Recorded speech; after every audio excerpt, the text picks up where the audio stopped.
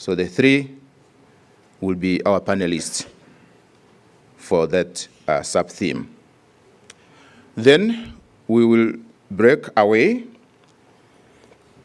our breakaway sessions or rooms.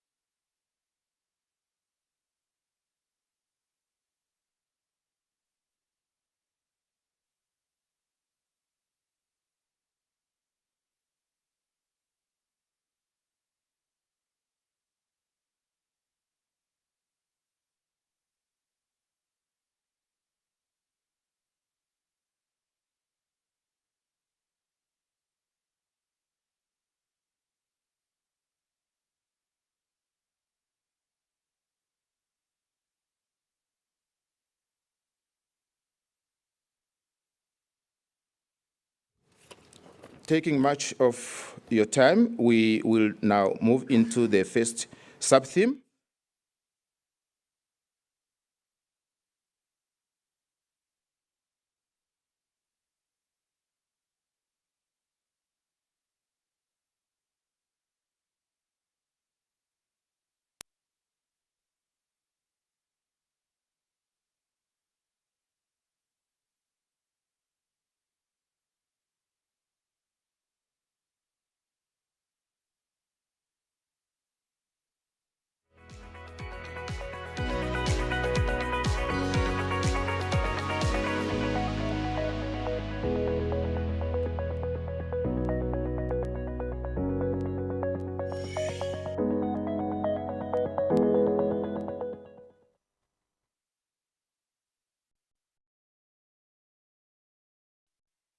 Minister of Information, Communication Technology of the Republic. Thank you. Thank you for joining us, Honorable. And I'll stand on the protocol that has been established. And therefore, good morning, delegates and colleagues.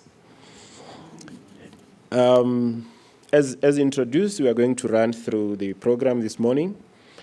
But before I do so, just one or two things of reflection. We are in a conference, and there listening to presentations yesterday. I'm sure many of us were challenged in terms of the presentations that were made by the speakers of yesterday, especially in the plenary. We had, I think, the speaker by a presentation by Professor Ramesh. Thank you very much for that. We were very intrigued in terms of what you brought on the founder, DG of the ex-civil service in Mauritius. And then we had another speaker from Mr. Ho Wei Jiang, Dean of CAG, was online.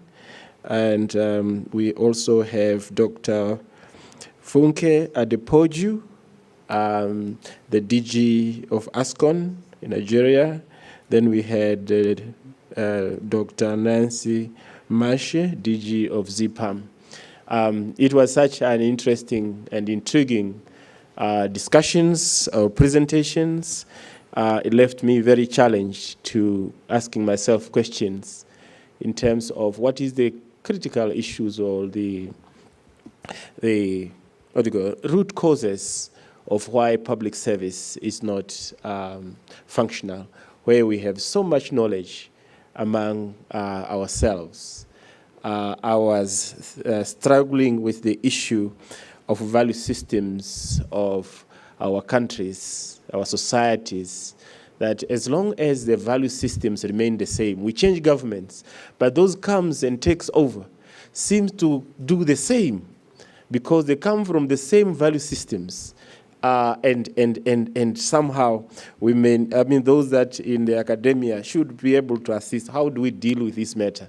Because it seems like they come from the same pot, cooked from the same pot, and the results are always the same.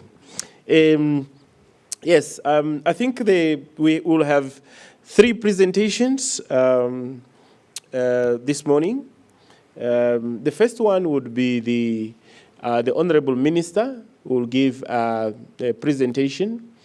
After the Honorable Minister has presented, he will not be part of the panel. He will present and he will go back to his seat, and then we will have the 2 other panel members that have been introduced. Thereafter, there will be a slight change. We will accommodate 1 more before the plenary because of the person that needs to uses Braille. And for the facilities, we have better facilities here to do that than in the breakaway session. We will have a few minutes for that for the delegate to come and present. So that will be the slight change from the program that have been announced by the program director. For the first one, then I will invite my executive director, Dr. Harold Murangi, to come and introduce our guest speaker. I'm not qualified executive director to introduce the speaker. May you please come and take the podium just to introduce the speaker. Thank you.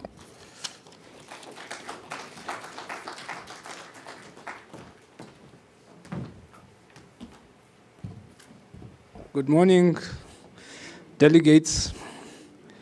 Yesterday when I said, when the Prime Minister was here and he said I was his employer in 1992, it's a similar situation. Now, I used to call him this boy. Now he's the Honorable Deputy Minister. We are coming from the same village in Epukiro. These are the young people we used to send to get donkeys for us and horses, but now he's the boss. So thank you, Director of Proceedings. I am given the task to introduce our Honorable Deputy Minister of Information and Communication Technology, Honorable Vincent Kavaka. He's the newly appointed Deputy Minister of Information and Communication Technology and serves concurrently as the Regional Councillor for Ochombinde constituency in the Omaheke region. Currently serving his second term as Councillor, he is among the 42 members of the National Council of Namibia representing Omaheke region. Omaheke region is where I'm coming from. Honorable Kavaka is a development-oriented leader committed to ensuring universal access to essential services for all Namibians, with a particular focus on underserved rural communities. His vision centers on expanding reliable access to water, sanitation, electricity, healthcare, education, and digital connectivity, while simultaneously fostering sustainable local economic opportunities. He believes that empowering rural communities through infrastructure development and inclusive growth is essential for capping rural-urban migration and strengthening every region of Namibia. With 14 years of experience as an educator, a teacher, Honorable Kavaka brings a strong foundation in leadership, community engagement, and human development. He advocates for inclusive, community-led planning processes, strategic collaboration between government and the private sector, and data-driven investment to improve livelihood and create resilient communities. Driven by a passion for equitable development and public service, Honorable Kavaka continues to champion policies and initiatives that promote social progress, regional empowerment, and sustainable national development. Please join me to welcome the Honorable Deputy Minister to deliver his address. Thank you.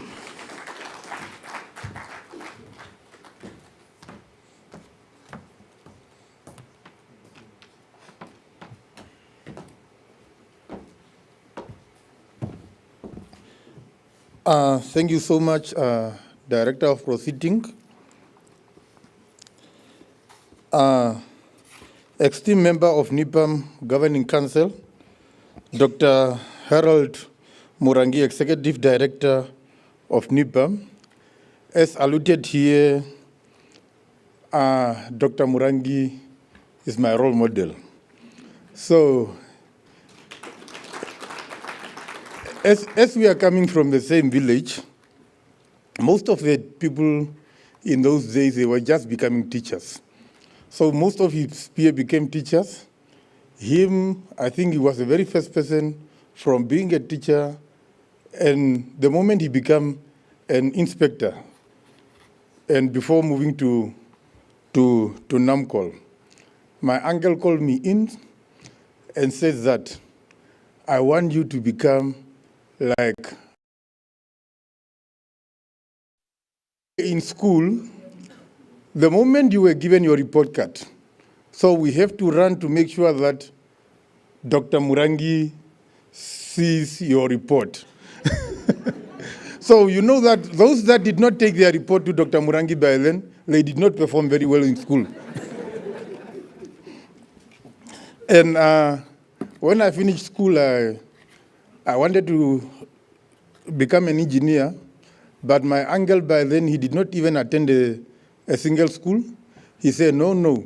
So by the time I wanted to become a mechanical engineer, so he went to Dr. Murangi's father by that time and said, boy, you are having how many teachers at your home state? This is the very first person at my home state to pass grade 12. And he's telling me to become a mechanical engineer. So for him, he was taking that mechanical and the engine, he was combining them together, saying someone with a grade 12, he want to be an engine mechanic. No, that thing will not happen. So that is why I become a teacher.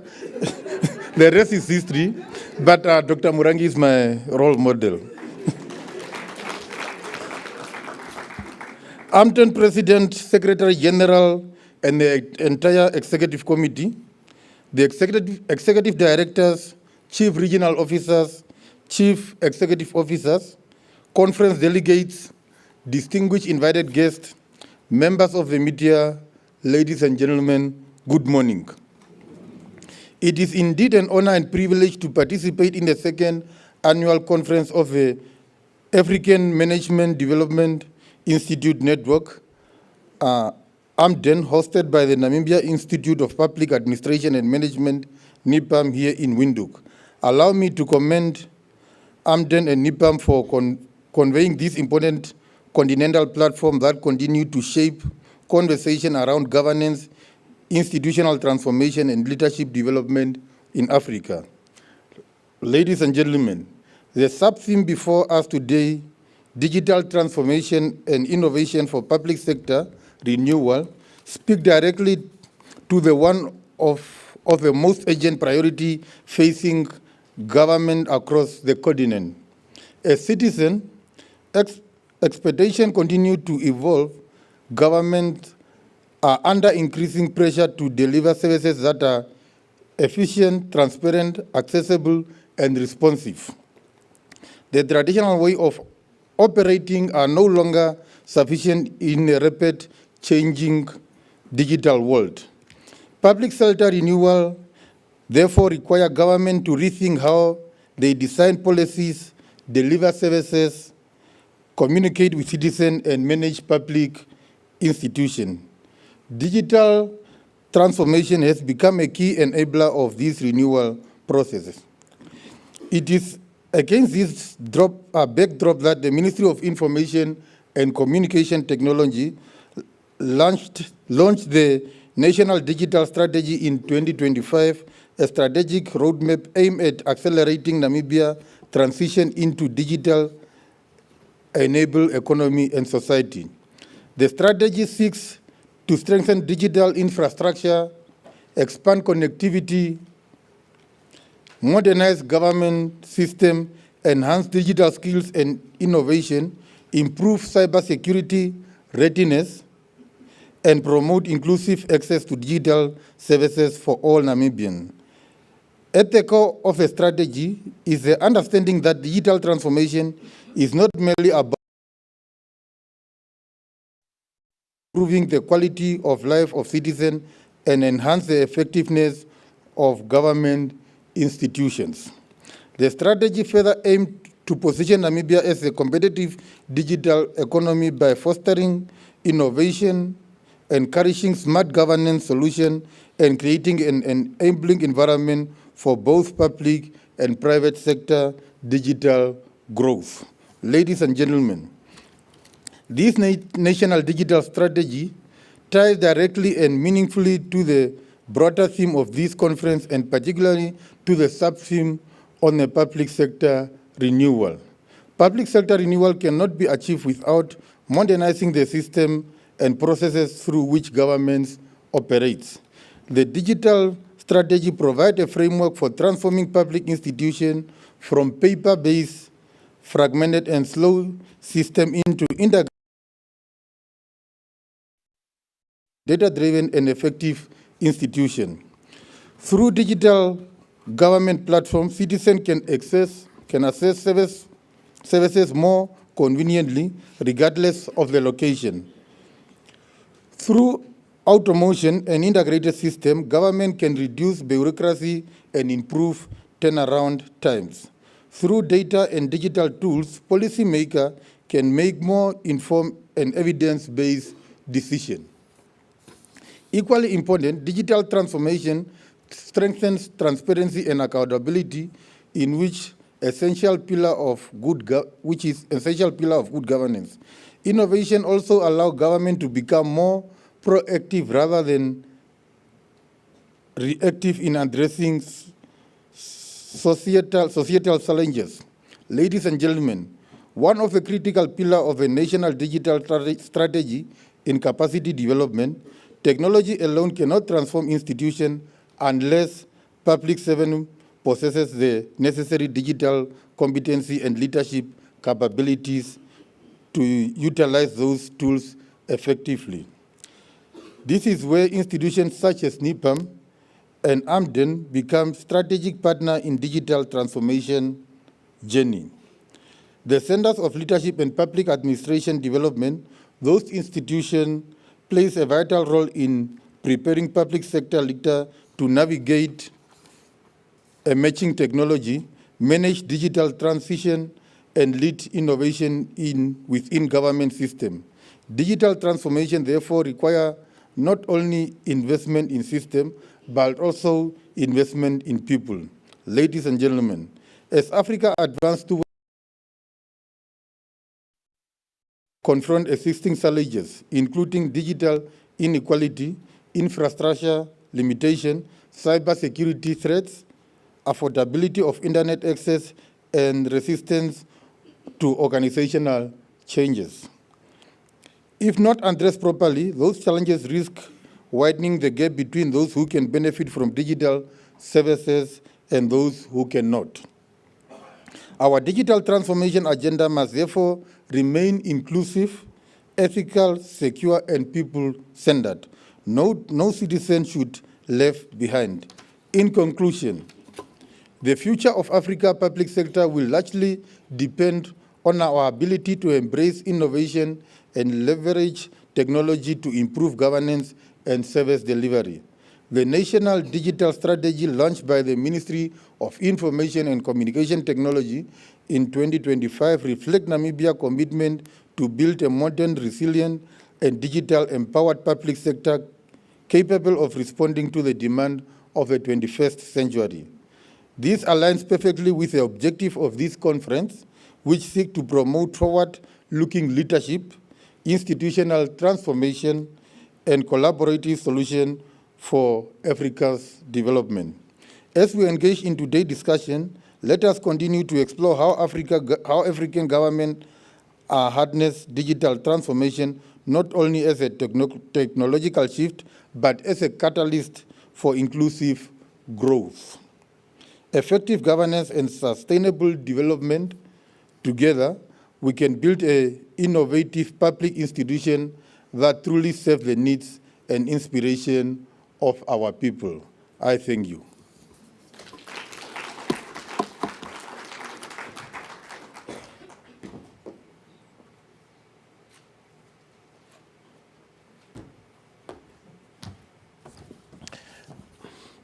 Thank you, Honorable Deputy Minister, for those remarks.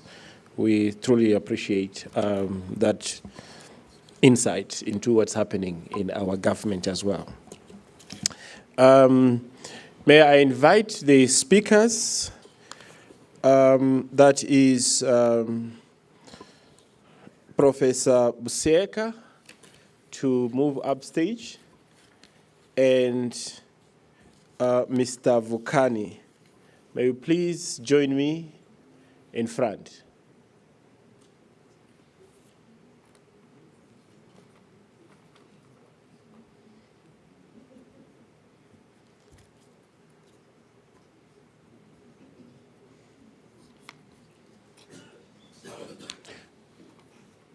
As they are taking their seats, there is a quick announcement from the AMDIN Secretariat that please, as delegates, may you visit the AMDIN Facebook page to download photos, including the group photo. They are already there, and you are also requested, please like the page and follow it so that you will always see AMDIN content as it's being posted or uploaded onto the Facebook page. Thank you. Thank you very much. I will now take this time to introduce our speakers. I will start. When you see me avoiding a name, it means my tongue is failing to get around it. I will start with Prof. Matanywa Busieka. I tried, it's very close to the name. Thank you. Prof. Busieka is the Director of NIPAM Research Analytics at the Department of Public Service and Administration, DPSA, a distinguished legal scholar. He holds a PhD in international law and in international trade law and dual LLM in tax and commercial law from the University of Cape Town. His extensive career spans senior leadership roles, including acting Chief Director of International and African Affairs at the DPSA and Head of Democracy and Governance at the African Institute of Southern Africa. Prof. Busieka is a recognized expert in the African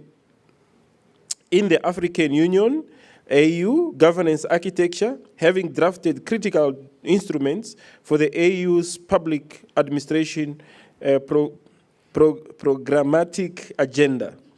With a background in legal practice at Ernst & Young and academia at the University of Pretoria, he has published widely on the international comparative administration and African governance. His works remain central to enhancing public administration and standards across the continent. May we please give him a round of applause. Thank you. You are welcome, Prof. Again, let me introduce our second guest here, Mr. Vukani Mtinto. Yes, it's MTH. Mr. Vukani is the MTN Group General Manager for Stakeholder Management. He has an extensive civil society and public sector experience, having completed a postgraduate certificate in politics and international relations at the School of Oriental and African Studies at the University of London, and the Management Advancement Program at the University of Witwatersrand. He has worked at several student organizations, non-governmental organizations, and public sector institutions, including the Department of Social Development, the National Development Agency, and the Independent Development Trust. An experienced stakeholder manager, communication and strategist, development practitioner, and international relations expert. He is currently employed at the MTN Group as the General Manager, Stakeholder Relations, dealing with Africa markets in the main. Previously, he was a special advisor to the Minister of Cooperative Governance and Traditional Affairs. He was also previously a special advisor to the minister in the presidency and an executive head, Integrated Development Services at the IDT. From 2012 to 2017, he was also seconded to support the chairperson of the African Union Commission as a special advisor, where, amongst others, he was the main organizer of the 50th anniversary of the AU and contributed to the arts, culture and sports, youth empowerment, communication, and Ebola private sector responses. He was part of the team that developed and mobilized the continent in support of Africa's blueprint for Development Agenda 2063, the Africa We Want, of which anchor projects including the African Continental Free Trade Area,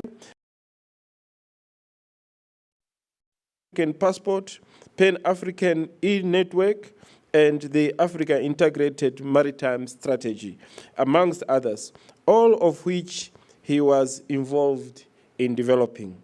Vukani has also ventured in events management as a business partner and content developer for Rockstar Entertainment, where he was content director for the Metro FM Awards, Sports Awards, and Teachers Awards, among others.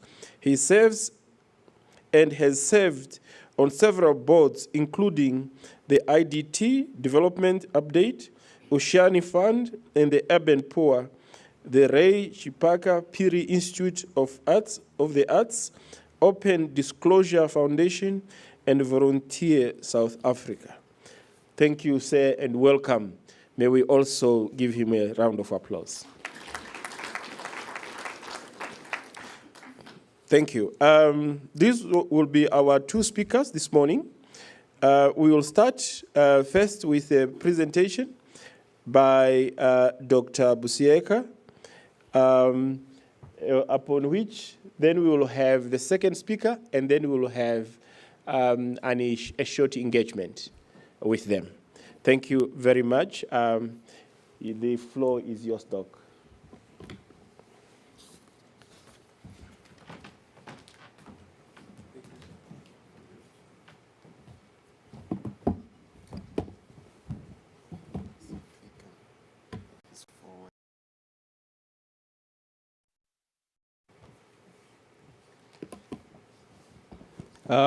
Program Director, thank you very much for that introduction. I thought I'm not the one.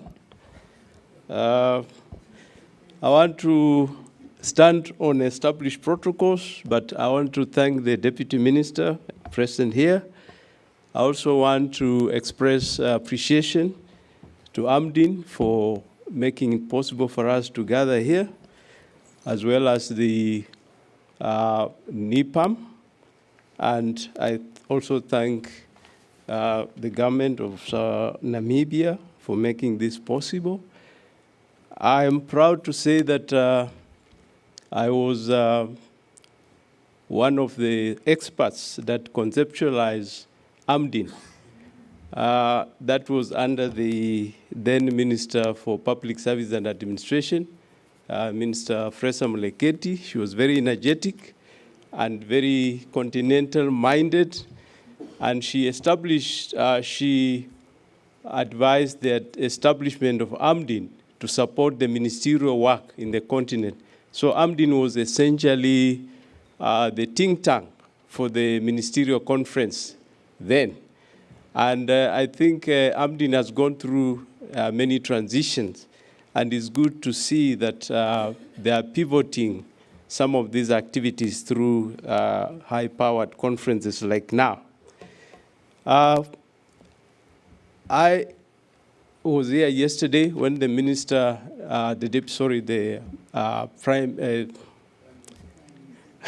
Prime Minister, sorry, I get it confused. When the Prime Minister made his input and he was speaking to my presentation, I was wondering what I will say now that he was articulating some of the issues. And of course, the Deputy Minister has touched on that, issues around data set in Africa with regard to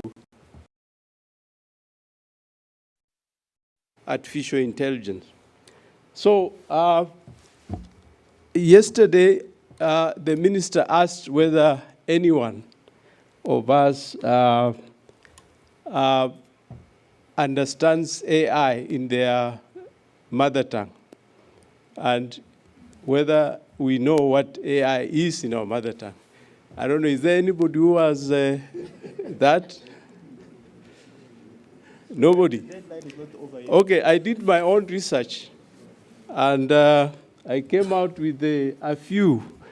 You see, Africa is diverse, and if you see a country like Nigeria has got more than 200 tribes, so obviously you'll have different of those. Now, I saw that one of it is in Kiswahili. Anybody Kiswahili here? Yeah, so you can see what artificial intelligence is called in Kiswahili, which is akili bandia. And if you translate that, it says false knowledge. That is what Kiswahili says. Anybody from Nigeria? Nigeria? Okay, we have that. I don't know how to pronounce that in Nigeria, but that's how they call artificial intelligence. And then isiZulu. Anybody? Yes, the DDG is there. I'm sure you can pronounce that. Afrikaans, Ethiopia, Somalia, and all this. So there are names for artificial intelligence. I just wanted to say that if you are wondering, that is already there.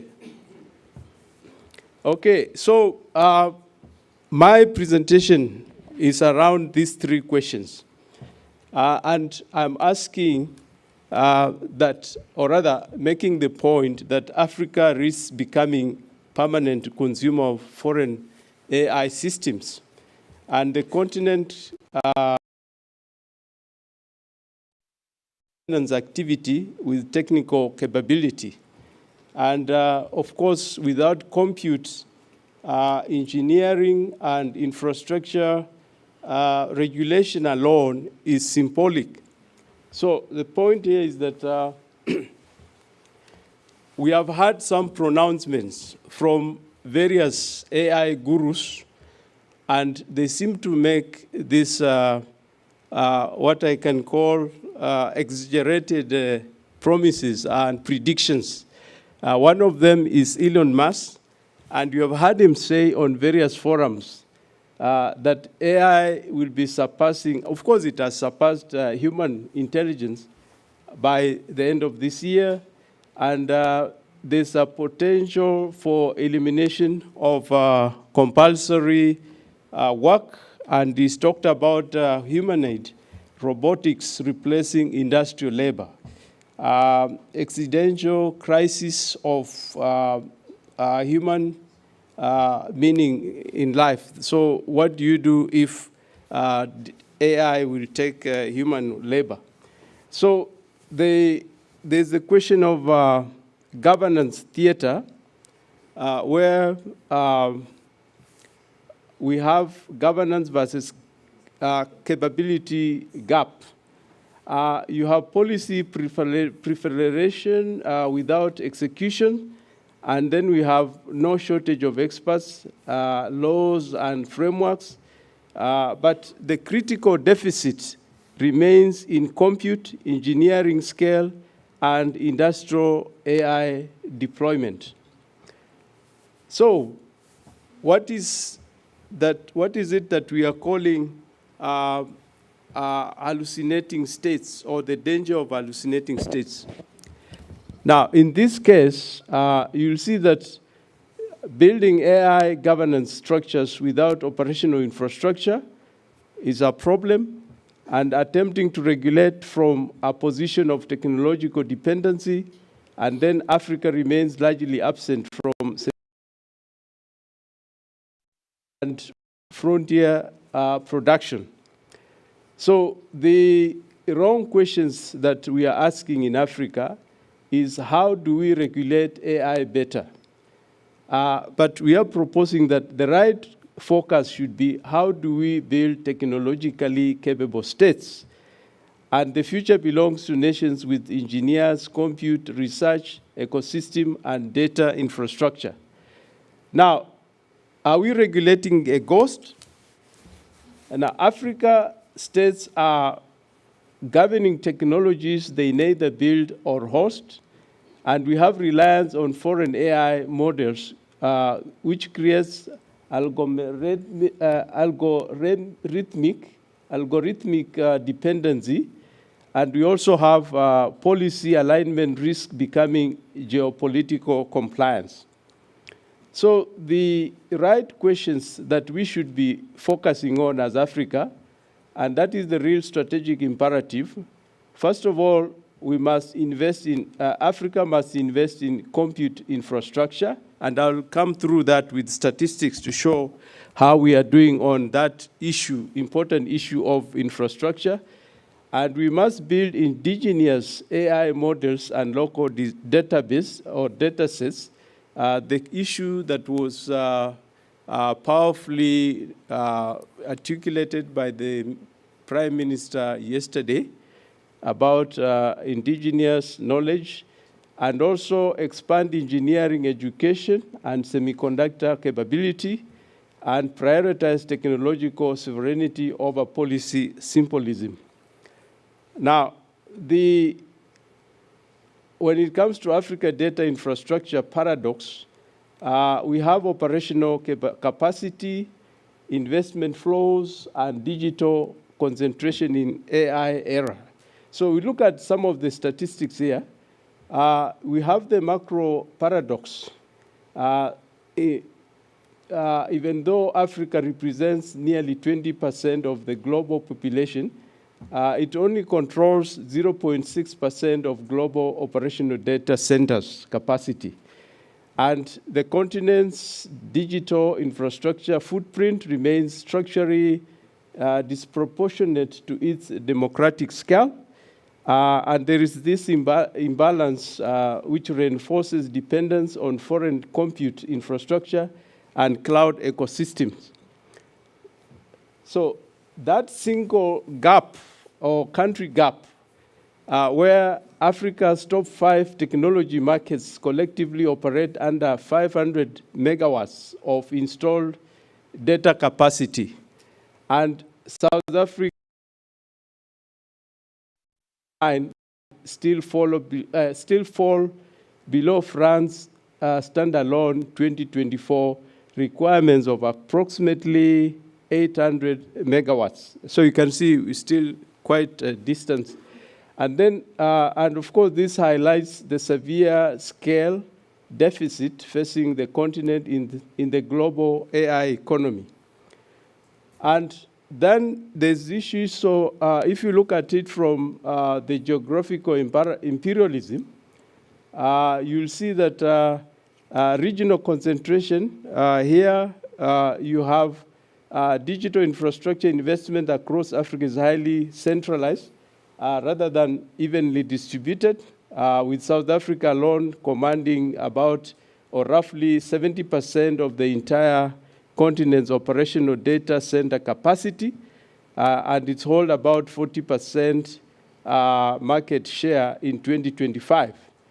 And of course, to maintain its position as Africa's primary digital anchor, South Africa's national AI strategy has set targets to mobilize more than $3.7 billion in AI-linked invest. So this big investment in this, but there's that regional disparity that still dogs us. And then there's a question of Africa's operational base. So as of mid-2026, Africa's operational line data center footprints stands at approximately 360 megawatts. And then you have, of course, this remains critically low relative to projected AI compute demand, and therefore the continent remains dependency. So we have structural bottlenecks, the power and cost penalties. I don't have to go through this, but you can see that there are percentages there that still show Africa is still far. I just wanted to move quickly to the issue of whether Africa is ready for AI disruptions.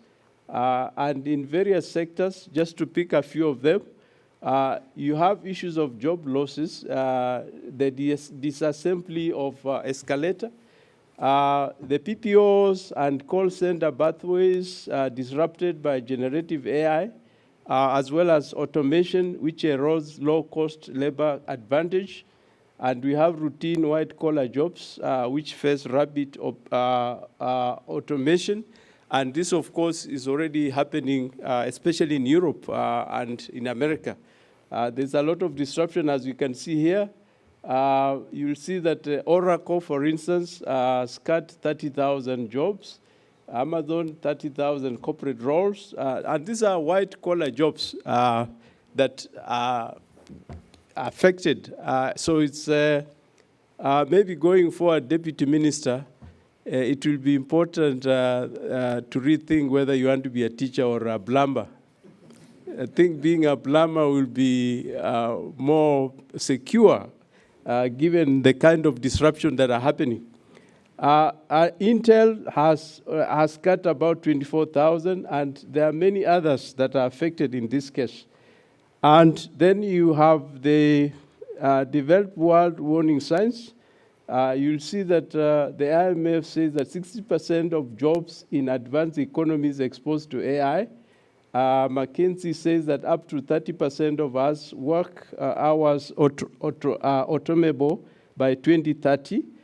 Entry-level hiring, in fact, is most companies in developed countries have frozen entry-level hiring, and that is causing a job bloodbath. And then, of course, you'll see that even in health, there are issues there.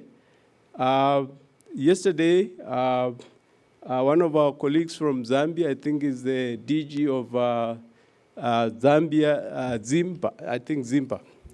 Yeah, she said that they have automated even job application, and you can check on the internet. I mean, you can check the status and monitor.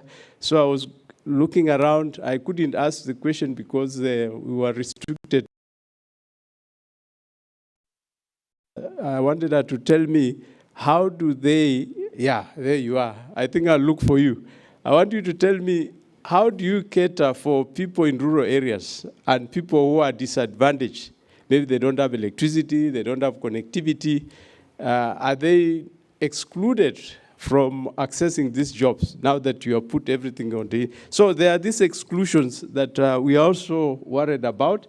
And of course, because we want to use robots, we may have to use robots for the poor, and then the elites can continue to access medical treatment by doctors. One of the profound disruptions, and I see some of my friend professors there, is in education. Very seriously looking at how the education will look like, because some of these people, IT experts, and these are some of the smart people you have, like Elon Musk, they are saying that you don't need to go to school in the next 10 years. You don't have to spend money to go to tertiary education. So the question remains, how will that play out? And you'll see that traditional tertiary education may become structurally obsolete. AI learning platforms strengthen local mentorship and critical pedagogy, and as well as you have African universities risking losing intellectual sovereignty. And so are we ready for this level of interruption? These are the questions that we have to look at and discuss. And you have epistemic imperialism that we are looking at, where we have foreign LMS who may redefine African history and knowledge systems. systems under algorithmic homogenization. Without local AI models, African thought becomes externally optimized.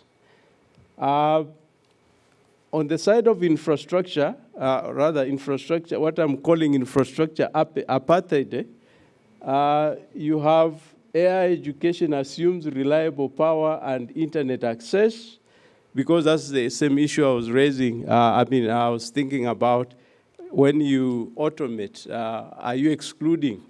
And the SDGs are talking about not leaving anyone behind, but we are not ready to automate and include everyone.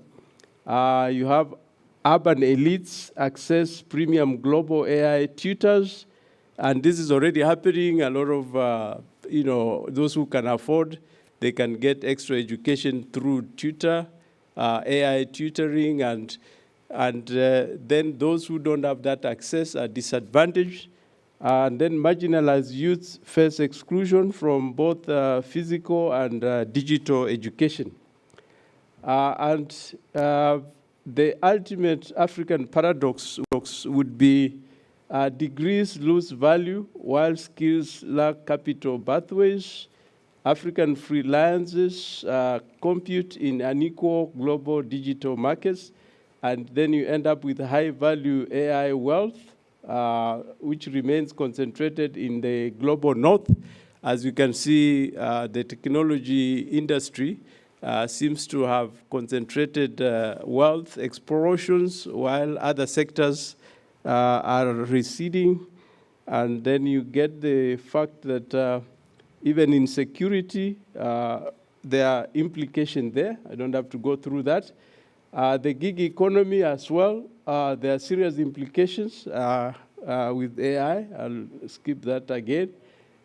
So I want to conclude by saying that the issue is not whether Africa will use AI.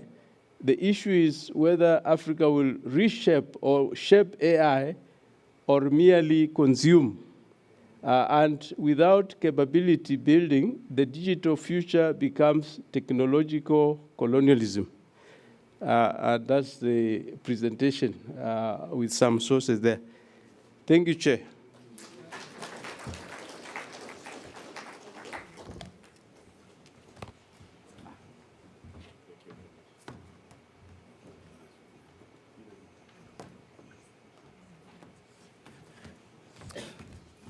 Thank you very much. I thought we are running out of time, but he kept me on my toes to say, I want to see what is next, and what's next, and what's next. Thank you very much for that brilliant presentation. It's much appreciated. Now we'll receive the next presentation, and then we'll comment thereafter.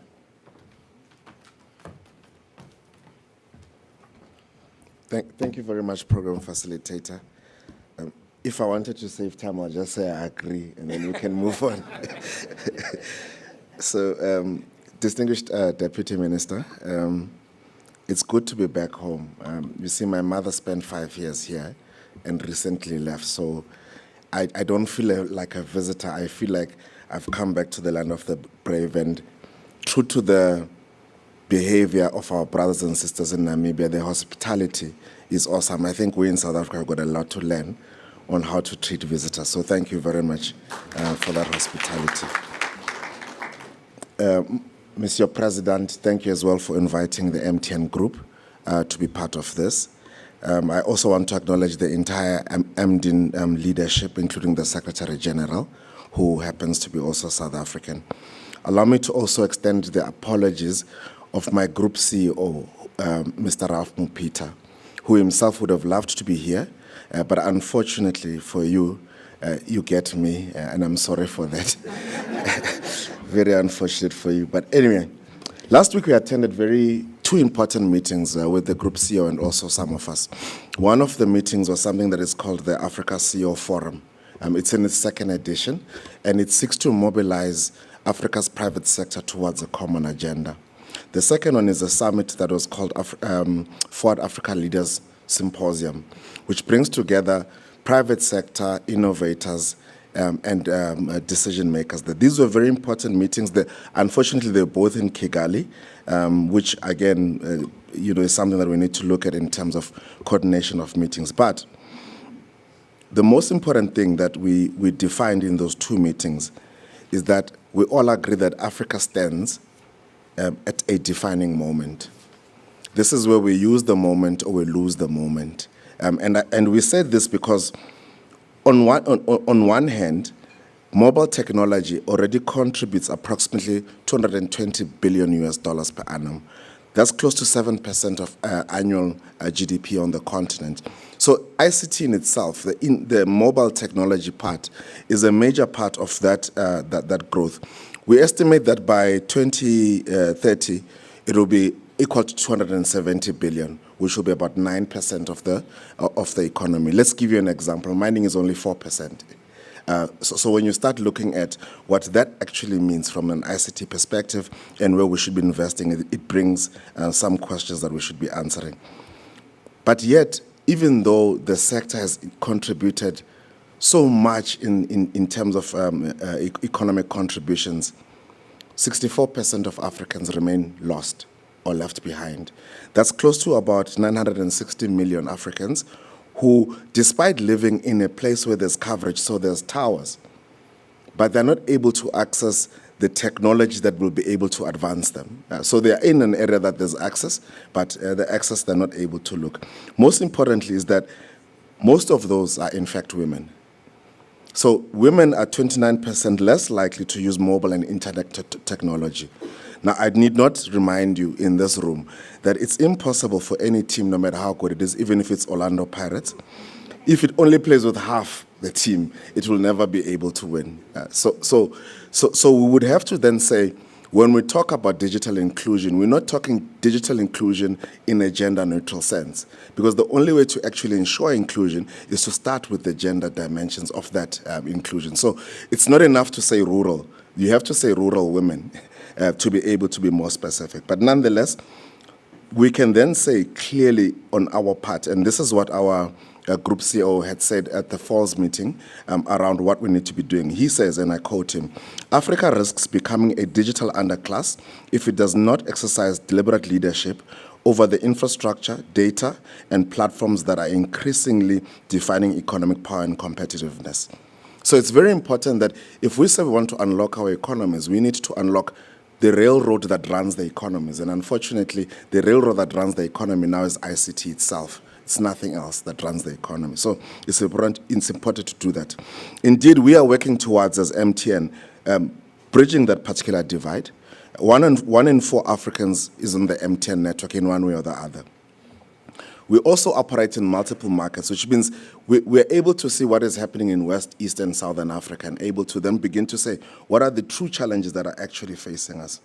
We've also, over and above this, contributed toward in the economies that we function in. So for us, we believe that we need to match that contribution, the financial contribution, with the people development. That is why then, as MTN, we've partnered with the National School of Government across South Africa, Ghana, and Kenya, and we hope to extend that partnership beyond those three countries. But our true purpose is to ensure that we have the capability to be able to take advantage of the technologies that exist, and that's why we're in this space. With the collaboration with the NSG, we've grounded it on a simple principle. Digital transformation will only succeed when public institutions themselves have skills. Now, I worked at the AU, and part of the work that I did was on the mining sector. If you look at the law firms in the mining sector versus the people that they have to compete, they have to negotiate with, the entire legal department of major mining corporates is the size of a country's economy. Then they must now go and negotiate with someone who is earning so little, and that little department has to sit with that. So we believe that in the ICT space, we cannot do that. we have to give the capability and capacity to do the public policies and also monitor those policies up front. So our partnership then looks at building digital literacy and governance capability amongst the public servants themselves. So that then when we come and we say we're looking for a license, we're dealing with capacitated public servants as opposed to just pushing them, as sometimes we do that, because then we haven't given them the capability. The second thing is supporting leadership development in digital transformation.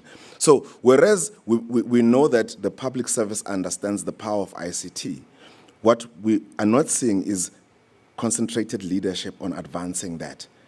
So beyond the policy that you've written, we're not seeing the aggressive pushing. Some countries have done it, but we need more of those countries doing that. Then we also believe that by doing things like this, facilitating knowledge exchange amongst different public servants, then we're able to bring about valuable lessons from other markets with each other, which is why then we as MTN are also participating here. What is that we're seeing across our markets? We're seeing that there's a need for regulatory harmonization across African economies. So if you go to the EU, you will see that the policy is harmonized. There's interoperability between different places. We're in 19 countries, which means we've got 19 strategies instead of having one. So that regulatory harmonization is going to be quite important. There also needs to be greater predictability in spectrum allocations. And I know from time to time the states do open the spectrum allocations, but spectrum, simply put, is the ground field that we have to play in. So if the ground is small, then it means our progress will be small. If the ground is bigger, then we'll have bigger progress in the direction that we're looking for. Then we also need to align data governance across the borders. So it's still difficult to understand why is it when you leave South Africa, you still have to roam in Namibia, when you're actually literally neighbors. And that's got to do with the interoperability between the two systems that are sitting in South Africa and Namibia. And that's something that we need to be considering going forward. What does this mean? It means we as operators need to be aligned. So we have an organization that we've put together.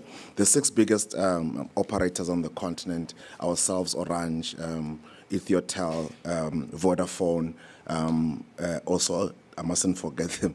Yeah, but anyway, those are the 6 biggest operators that we sit in. What are we trying to do? We're trying to accelerate innovations and investment in the sector to complement whenever it is that the state has got the right policies and that are harmonized. So we're working together in that particular direction. So that for us is the main contribution. Now, I wish to now focus on a particular area that we see as a growth point. And fintech in Africa is one of the greatest success stories. So whether you're sitting in rural or you're sitting in urban, fintech, we are at the cutting edge as the continent. Sub-Saharan Africa alone transacts about 1.4 trillion in mobile money transactions. That's over nearly half of the global population. So it means if we're in a cutting edge, it's in the fintech space. Yeah, it's in the fintech space that we can begin to grow. We can drive our financial inclusion agenda and support SMMEs, the informal economy, and also government service delivery, using the fintech model to do that. So the question that you asked about access in a rural area, I suspect that you can utilize the SMMDs that we use on mobile money, because mobile money just uses the simple network. It does not need the internet. So we just need to innovate around that space in fintech to grow accessibility to service. That is why then we're supporting the African Continental Free Trade Area Secretariat in what they are calling the PAPS, which is the Pan-African Payment Single System. Because in that payment system right now, if I have to send money, if I'm sitting in Nigeria and I'm trying to send money to Senegal, I will send the money first to Paris, and then it will come back that way. So within that single pay system, you'll also transact in a foreign currency. You'll transact in a dollar or the euro. You won't be transacting in the naira. And so this system we're supporting because we believe that we can grow this system. We lose about 5 billion per annum on those movements of money. And so if we could keep it here, we could have it in a better place. What does the future look like?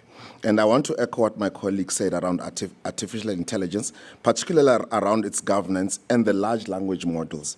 These are very important because they will define the next phase of our development. Right now, as it is, when you look at the language models that you utilize, I have to use English or a European language. If I did it in Zulu, I'm going to have a limited knowledge system.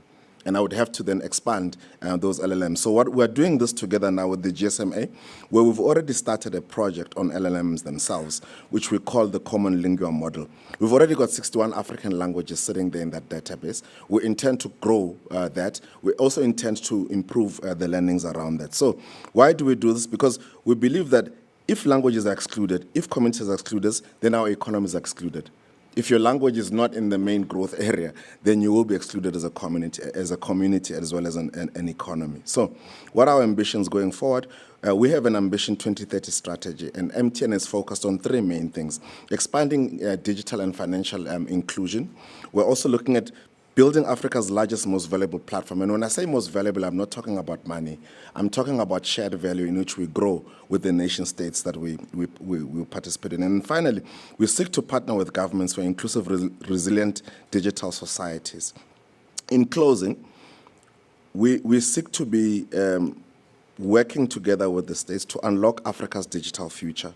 We must collectively close that usage gap that I spoke about, because it's not an infrastructure gap. It's a simple gap that's got to do with skills and also access to instruments, the next generation of instruments. So affordability and skills are going to be the determinant of how we move that forward. Then, as I've said earlier, we need to also harmonize policy frameworks. It's great that 20-something African countries now have an AI policy, but are those policies talking to each other as one continent, or they're talking different directions? So that harmonization is going to be quite important. I've talked about the acceleration of public sector capability. Because, again, if you're going to govern the sector, you need to understand how the sector itself works.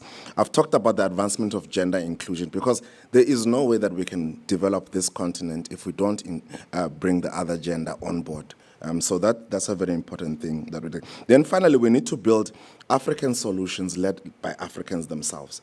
And I think for me, that's the most important part of everything that we say, that we've got to build our solutions for our challenges that we're facing. So for us, we believe that the opportunity is so immense for the continent. It's a small window that we need to deal with. But so too is the responsibility. Because if we lose this opportunity, then we have reversed our economies about 100 years. So we need to take off it. So MTN stands ready to partner with AMDIN, the governments here, the institutions across the continent, to realize this shared vision that we talk of. I thank you very much.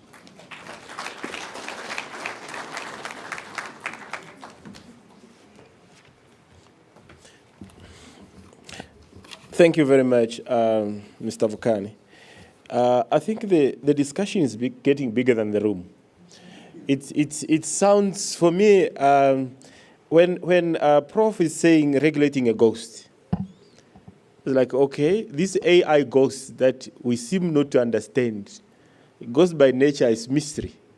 How do we regulate a ghost that we do not in the first place understand? And that speaks to a greater extent of what they referred to, the lack of the computing skills itself. If we rely on the computing skill of other countries, then we have a challenge. The data that it gives us, it's from somewhere else that we are using. It's from somewhere else, and that bridging the gap to make sure we customize or hone it to be African is proving a bigger challenge. And therefore, it requires all stakeholders. I hear private sector need to come in. Government needs to come in on the table for this discussion. If not so, we will discuss it in silos. AMDIN go and discuss and present papers, very nice. After that, we say, but there's nothing we can do. We go back, there's nothing we can do. And government also needs private sector. If they do it on their own, we say the policies are good. They will pride with the policies they have put in place. But still, there is nothing much happening. So we need each other. Let's hear. I will do. I think take few questions or comments from the audience on these very interesting topics from our speakers, so that our speakers will engage us. Thank you. I see one hand. Any other? I see two. Where's Benitez? We need a mic.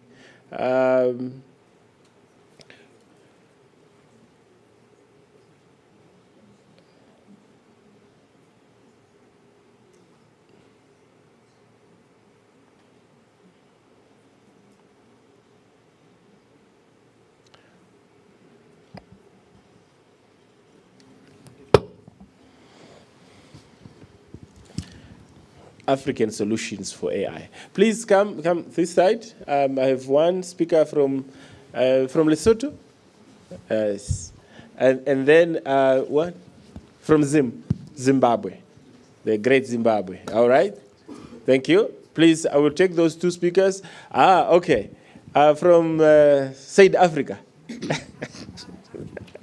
All right. Those will be the three that we'll take, and then we'll listen to some responses. Thank you. The floor is yours. Thank you. Thank you very much for the enlightening presentations that we've had so far. And the question still ringing in my mind is Africa ready? And the question that follows that question is, who is developing external AI in the first world? Operationally, it's Africa doing that. If you look around, those who have gone into IT in Africa have not got a favorable environment within Africa in which to work and develop, and have thus left Africa for the first world. So the first world continues to benefit from us. And what I'm seeing here is that the Africans out there are searching for an appropriate environment to operate in.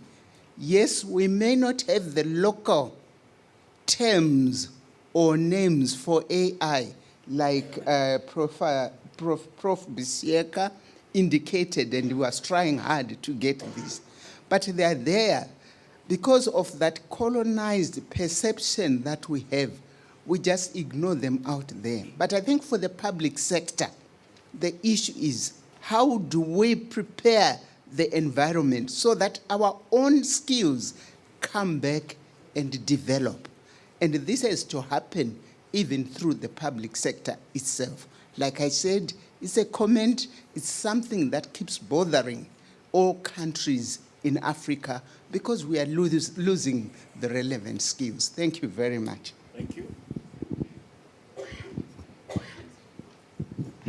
Thank you, Program Director. We'll also again like to thank the presenters for the good presentations. I have a question for Professor. I was very much interested in the issue, where you talked about automation of jobs. As a result, we are going to see more and more job losses. And also on the issue that tertiary education is going to become obsolete. So my question is, can we really say that tertiary education is going to be obsolete?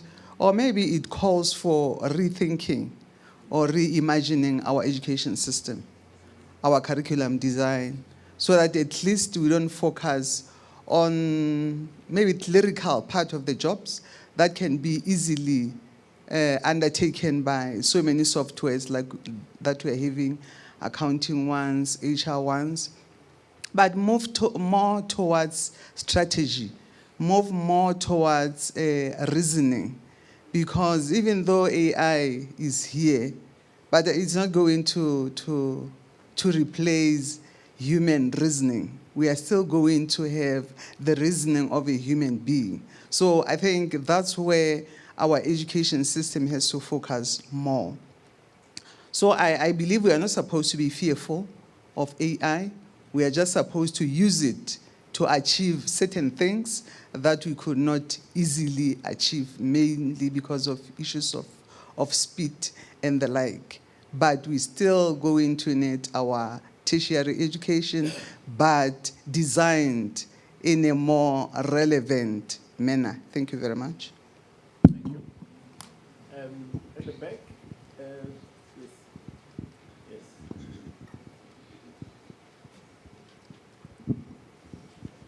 No, thank you so much. My comment is around the same thing that the speakers that have spoken before me have indicated, the appreciation of the presentations.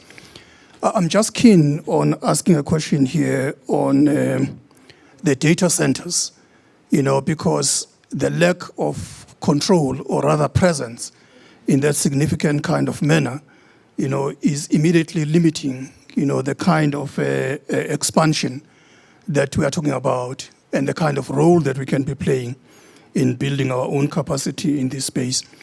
But I guess there is another element that perhaps we might be keen, to begin, to quiz.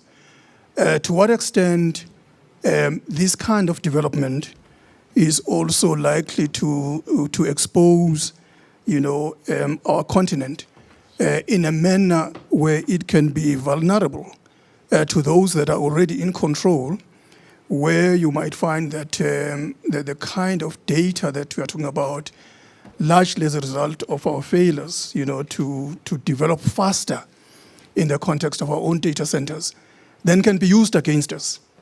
So which means that at some point, you might find that we can become victims of the same kind of development, that we're trying to drive. So that's a first one. And then the second part, because I'm keen on this one of fintech, Mr. Mtinsu. So the question for me now is, to what extent are we able then, to drive that interoperability, of our own systems, in a manner that is deliberate? Because at the current rate, I don't see how we can manage it, because much as we handle it from the side of the AU, but we seem to be actually, feeling somehow not having any role to play when it comes to the interaction that we're supposed to be having with the member states, which partly then explains why we're sitting with this kind of problem. Because if we can then address them in that kind of a forthright manner, we'll then be standing a better chance to say, now that we have control in this area, then the future is bright for the continent. Thank you very much. Okay, we will take, Ms. Benitez. Let's take one more, and then we will have the speakers respond to that in front here. Okay, we'll consider it in the second round. All right, thank you. Thank you. Thank you, Chair. I appreciate Professor Malungo, Jacob from Zambia. Now, my worry really is we're talking of AI, which in some societies seems to be already getting outdated because the versions of AI, the ones we are trying to learn, are not used in the other societies. They have moved on. So I'm not sure whether we should be focusing on outdated information or we should be using the AI to generate our own future.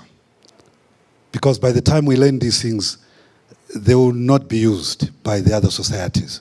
So we're really, I'm getting worried that even the old ones we haven't grasped. Thank you. Thank you. I think we will start with Prof. Prof, please.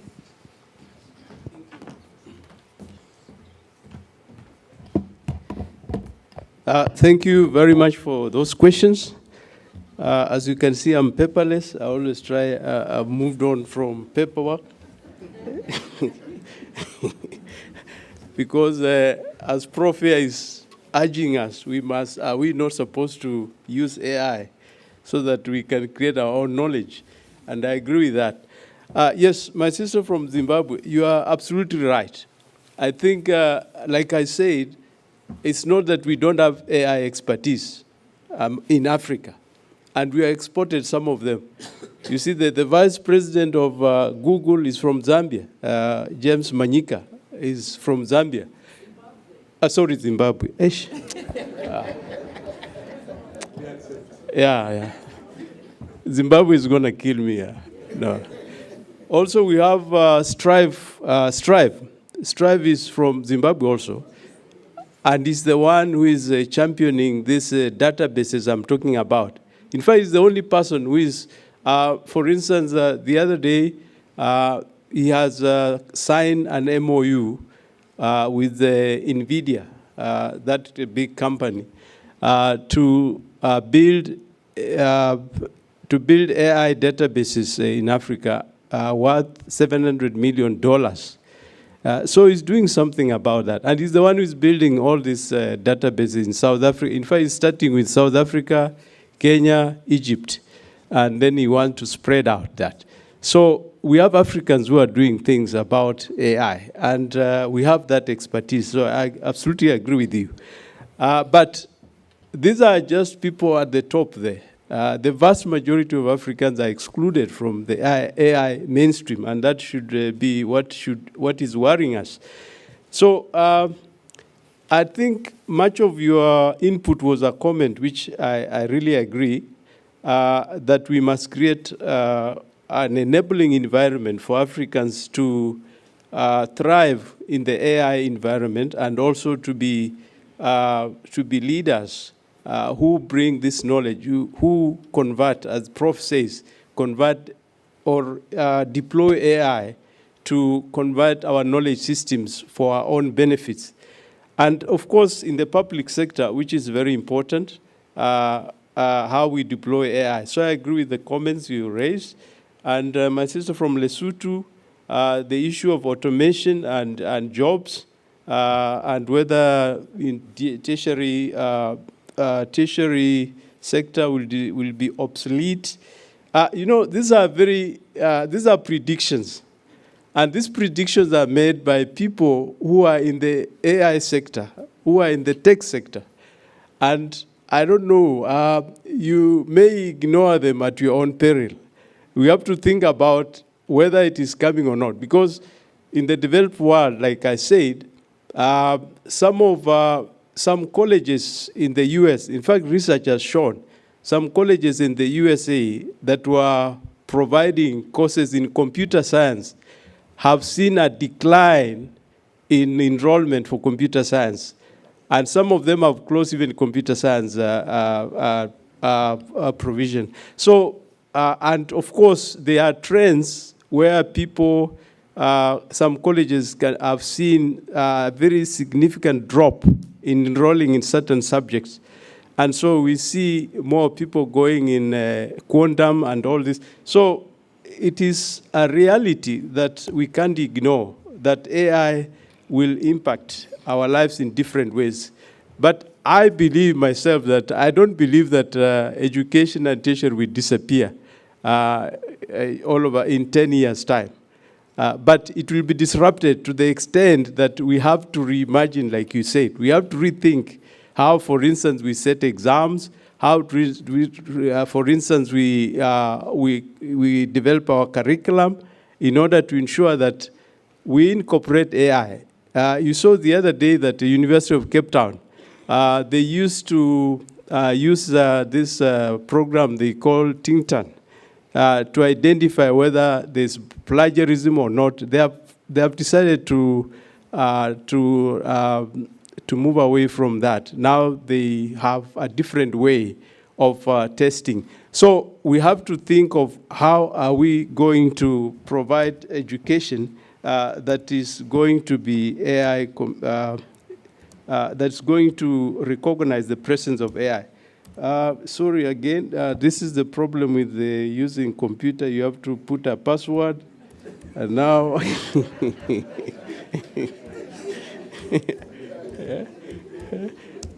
so everything has a challenge. Now, my professor, I think I agree with your comment about databases. We don't have control around that, and the expansion is there. And then we have also the element you refer to what extent this development exposes Africa. We are very much exposed, and you have seen how even some of our institutions have been exposed to attacks, and some of malwares and internet disruptions and data disruption because of some of those intrusions by hackers. And they have done a lot of damage, and we still have, so the vulnerability is there and it's big. And finally, I think the other comment and program director, most of these were comments, which I agree with. Should we not use AI to generate? And that was raised by a professor from Zambia, and I agree with that. Thank you, Chair. Okay, I think everything has been answered, but for the question around fintech and the political will on that, I think the shorthand is we're working together with the African Union Commission to be able to deliver, and so far we've written a white paper on financial and digital inclusion. Our intention is to get the highest level to agree to that harmonization, which is at the AU summit level, the heads of state. So the short answer would be exactly that. Then on the data centers, you need to think of the data centers as the destination of the information, but what is the railroad in between? And I think our greatest challenge is exactly maintaining that railroad in between. So we've got 50 data centers. One of them is here in Namibia. But the reliability of the electricity, for an example, in some parts, are the ones that are challenging us around that. And now, the question that most states would be sitting with, especially in the African context, do I charge your room, because that's what it is, or do I electrify my village? And that's a very difficult political decision to make on what do you prioritize over the other. So as we talk about the data centers, we must also think about what railroads are we building in between to sustain the information flow and to be able to also electrify that information flow. So I think that those two were the ones that were most relevant in my direction. Thank you very much. My apologies. Due to time, we need to bring the other presenter. And if time allows, we will still have the panel here. If time allows, we will have the second round of questions, just because of time. Now I will invite is Mr. Shimonga, Linus Shimonga, to join us in front.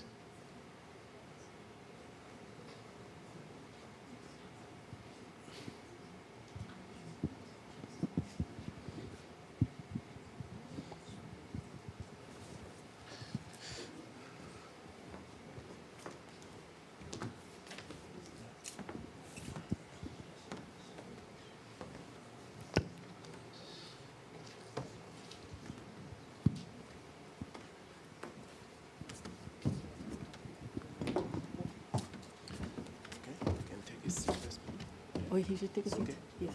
Take a seat. You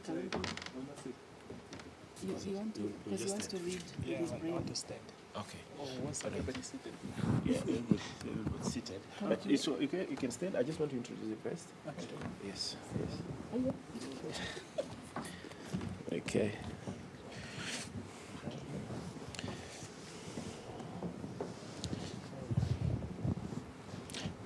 Thank you. I will read biography or introduction of Mr. Linus Shimonga, an educator, entrepreneur, and advocate of inclusion.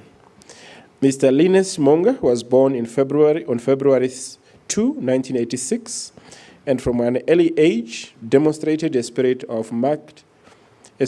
marked by extraordinary resilience and determination. At the age of 6, Linus lost his sight, a life-determining moment that rather than limiting his path, became the very foundation upon which a remarkable journey of academic excellence, professional achievement, and purposeful advocacy was built. Linus began his formal education at Elua Special School, where he completed grade 1 through grade 10, developing not only academic competence, but also the tenacity and independence that would characterize him throughout his life. He went on to complete his secondary education at Gabriel Tapopi Secondary School, successfully completing grade 11 and 12 and laying a solid foundation for his higher education pursuits. Driven by a deep passion for education and a desire to give back to society, Linus pursued his basic education teacher's diploma at Ongwendiva College of Education here in Namibia, now officially known as Hifikepunye Pohamba College of Education. Committed to continuous professional growth and academic excellence, he further advanced his qualifications by completing both an honors degree and a master's degree in education, cementing his standing as a highly qualified, respected, and dedicated educator. Today, Linus serves with distinction as an educator at Dr. Romanus Kampungu Secondary School in Rundu, Kavango East Region, where he continues to inspire and empower the next generation of learners. Alongside his teaching career, he is the founder of Redemption Close Corporation, an entrepreneurial venture through which he drives sustainable community development and creates meaningful economic opportunities for those around him. A passionate advocate for the visually impaired, Linus Shimonga stands as a living testament to the transformative power of education, perseverance, and purpose. His life and work continue to demonstrate that true vision is not measured by sight, but by the courage to lead, serve, and uplift others. Thank you.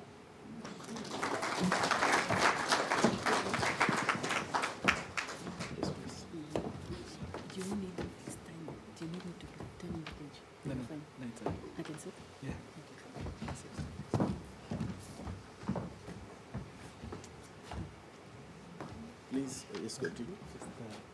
The mic is on. Okay, yeah. Great. Yes, thank you. Great. Greetings to all of you. I recognize the presence of the Deputy Minister of Information and Technology, and all protocols are observed. So, good morning, everybody. Great. I'm excited to be right here with you. I want to know, just shortly before I get on with my presentation, I don't want to go ahead of myself and say I'm the only one of the kind here. So I want to know, do you have anybody else that is with disabilities or any sort of impairment right here? Anybody? Maybe with an indication of a hand.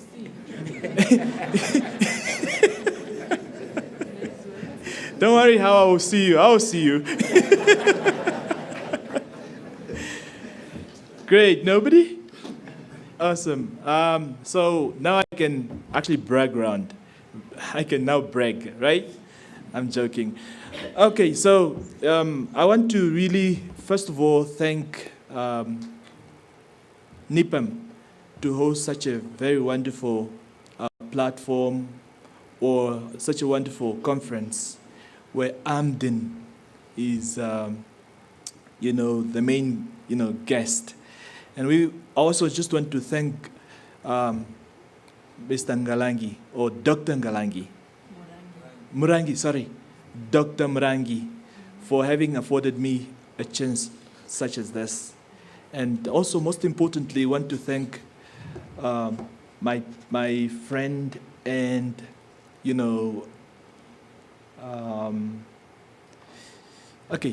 my friend and my cane. I call her my cane. You know why cane? You know, the cane that you walk with, that visually impaired people walk with.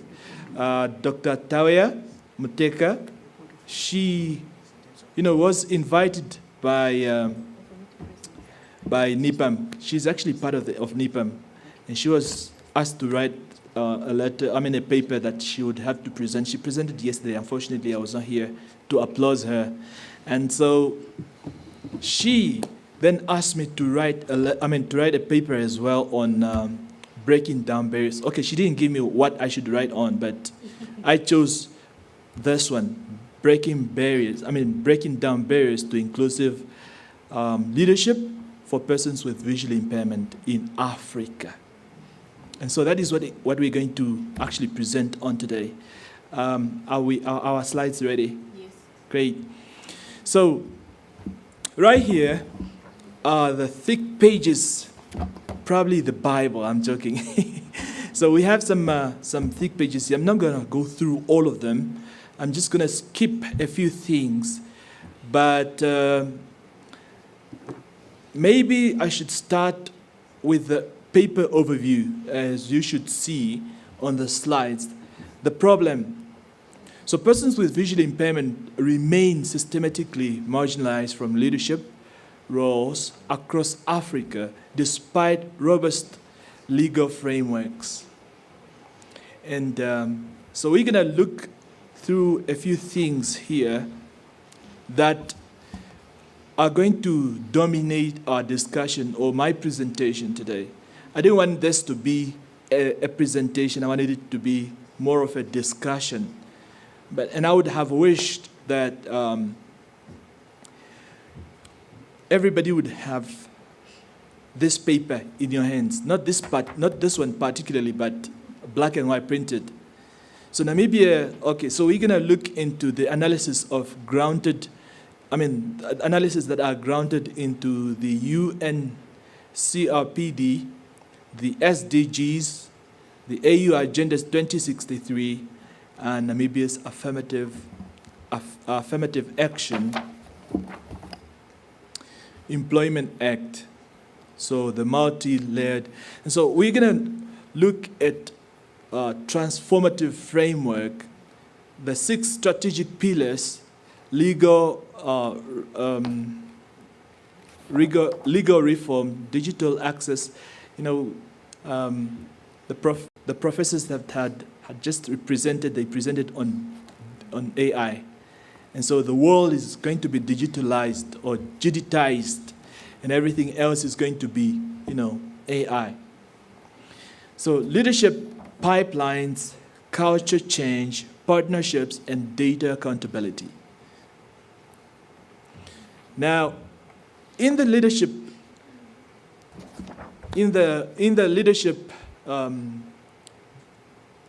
fraternity that we want to see everybody growing into, including people with disabilities, particularly people with visual impairment, there are quite many barriers. And thanks to AMDIN, that we have a sub-theme of inclusive public service leadership that has to do with, that now arrests or harnesses gender, youth, women, and the vulnerable group. I wouldn't really call myself as a vulnerable person, but it's a joy for me to come and present and be an advocate. Like you've heard of my biography, that I am very passionate at advocating for inclusion. So, as you should see in the slides, we're not going to go through everything, but maybe let's start with the barriers. Or maybe first of all, let's see. I want to start off with a definition of inclusive leadership. Where is that?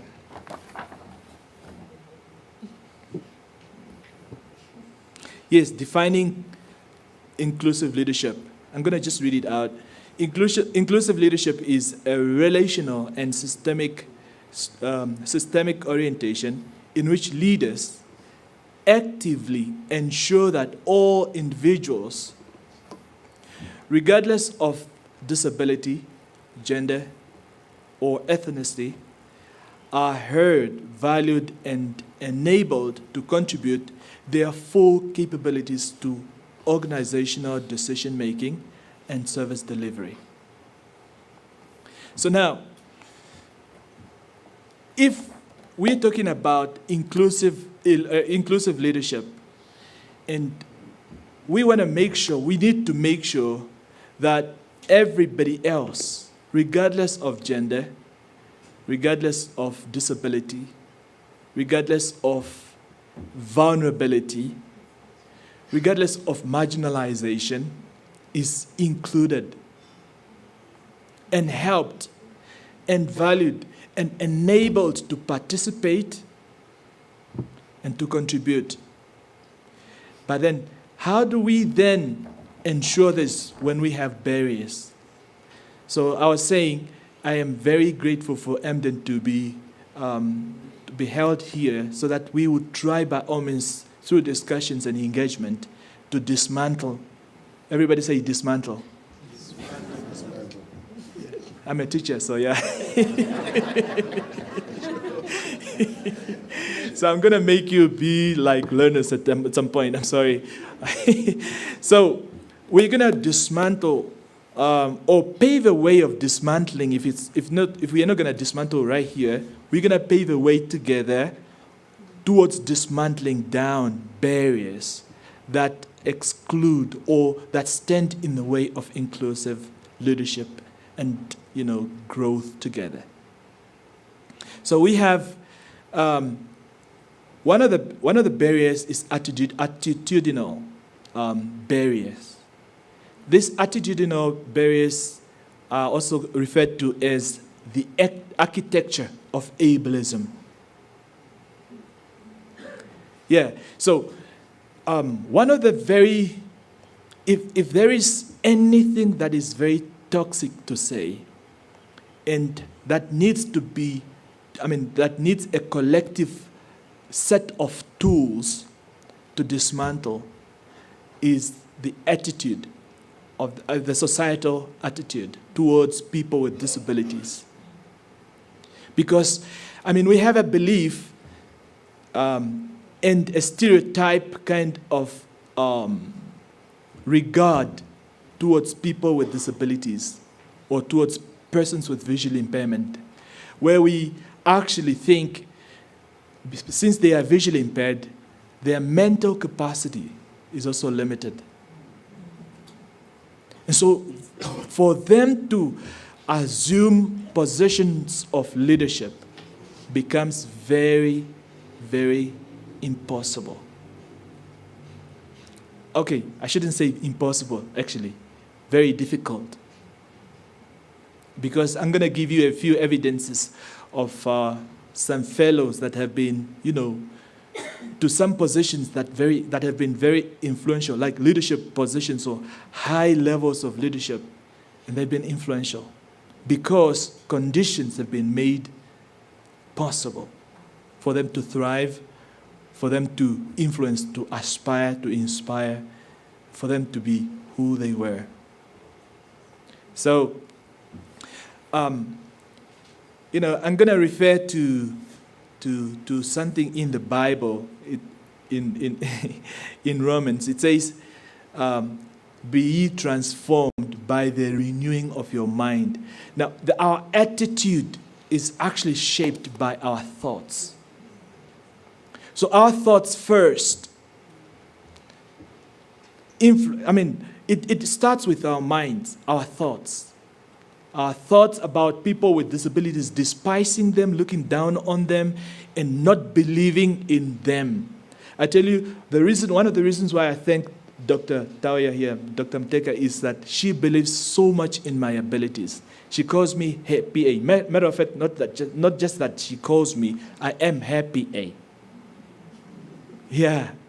And she's our patron.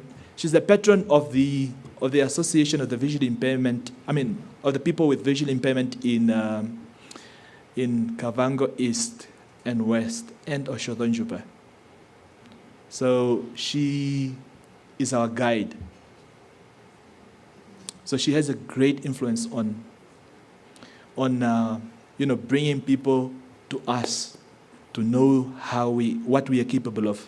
But yes, let me continue with what I'm here for. Okay, so the reason why I'm calling it the architecture of ableism, our attitude, is because we believe they are unable. Persons with visual impairment are unable to make any influence, to do anything that everybody else is capable of. And so our attitude has made it difficult for these people, for us, to actually progress in life. I'll give you a few examples.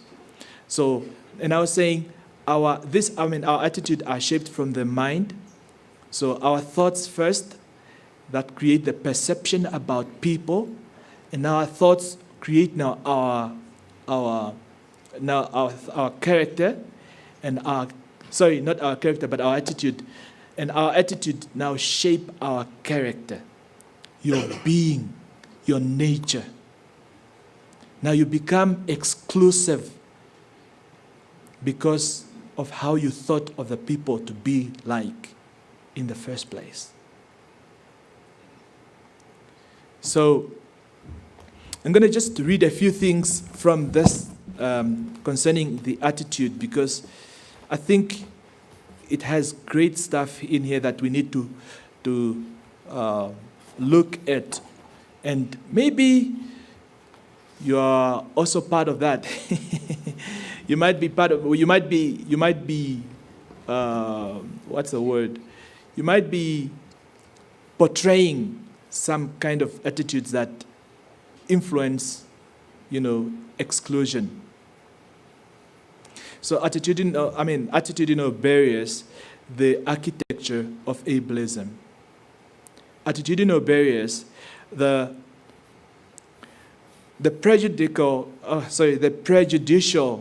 belief, the stereotypical assumptions, and discriminatory practices rooted in ableism constitute what disability scholars have, termed the barriers, termed to be the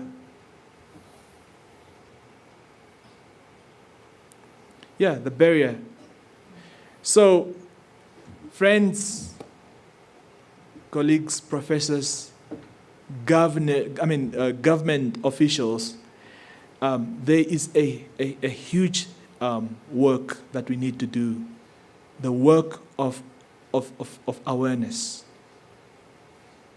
And not just us, not just you, everybody else is a call. Because you find people that actually think because somebody, our mental capacity, our mental competence, our mental professionalism, our mental genius, intelligence and all that is actually looked down, is downplayed because of how we look, because we cannot see. Our abilities, our skills, our education, our employability, all of that is looked down. Our qualifications are looked down. And so, because we cannot see, we are deemed to be useless. Sorry for that word. So, and some other barriers include structural. Is my time up already? Oh, okay. Okay. So some other barriers are structural barriers that, of course, include such structural barriers include the inaccessibility, like the inaccessibility of buildings, for example, the digital part that we are talking about, digital or assistive digital devices, and we are talking about the physical accessibility that I've already spoken about, absent braille signage in government buildings, and then we have inaccessible lifts and navigation systems and unsafe pedestrian infrastructure in present technological inaccessibility, that's ERP and HR systems, not screen readers compatible, digital dashboards requiring visual interaction. Case management platforms exclude blind users. Procedural inaccessibility, this is where I wanted us to go to. Procedural inaccessibility, visual only leadership assessment formats, mentorship materials without alternative formats. Now, I wanted us to talk about this one, the procedural inaccessibility. For example, like we are talking about leadership, I have been working at the school where I'm working for about 13 to 14 years now. And I aspire as well to be a head of department, to be a principal, to be an inspector. But when I look at the system, how the setup of the system, first of all, I feel I am incapable. Why? Because first of all, the system is made up in such a way that the documents that I'm going to be dealing with are physical. They are requiring me to use a pen to fill in data that I need to collect, for example. So I won't be able to do, even if I qualify in terms of competence, in terms of experience, in terms of qualifications that I have, for example, degrees and master degrees and all that, I won't be able to take any office of any kind of leadership. Why? Because of what I'm expected to do. Set out by the systems, dictated by people who designed the system. And it all came from what? Attitude. The infrastructure is not user-friendly for persons with visual impairment. I'm specifically speaking on persons with visual impairment because, I mean, I've seen other people with other disabilities that have got, but yet they have their vision, their optical sight. So they can use pen and all of that. But in the system, in the Namibian system, in the African governments, for example, few governments have such accessibility for persons with visual impairment to make use of. Another procedural way is, for example, attending interviews. When I am invited, I've attended a few interviews in my life. When I am invited for an interview, people do not know. Even if I fill in that form that says, indicate whether you have any sort of disability, they don't care about that. Actually, they don't read it. They only look at the qualifications that are there, and then they screenshot you, they shortlist you. And they are called for an interview, and then they go like, oh, you are blind? And I'm there proudly saying, yes, I am. Okay, and so how do we interview you? And I'm like, yes, well, I have a mouth.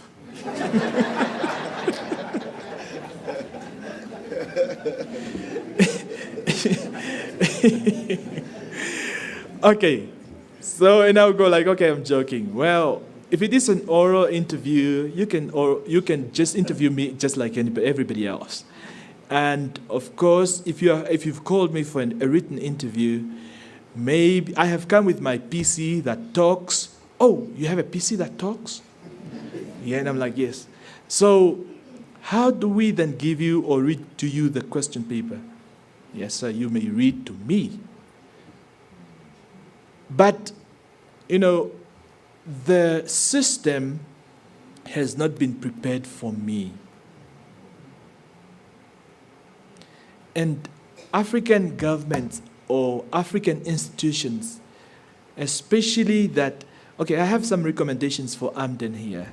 A little later on, we will look at that. But let me not dwell so much on this. But it is important that we know that there is discrimination ongoing in the systems. Another one is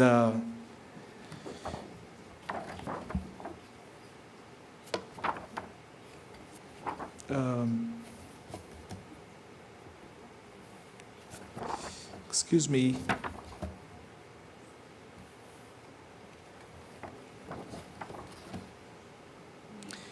Okay, the implementation of, another one is the legislative, yes. The legislative barrier. Now, we have got great policies in place, great documented policies. We have, for example, okay, I've just spoken about the UNCRPD, and then we have the AU 2063 African Agenda. 5 minutes. Yes. Oh, okay. And then we have all of this. So now I'm thinking,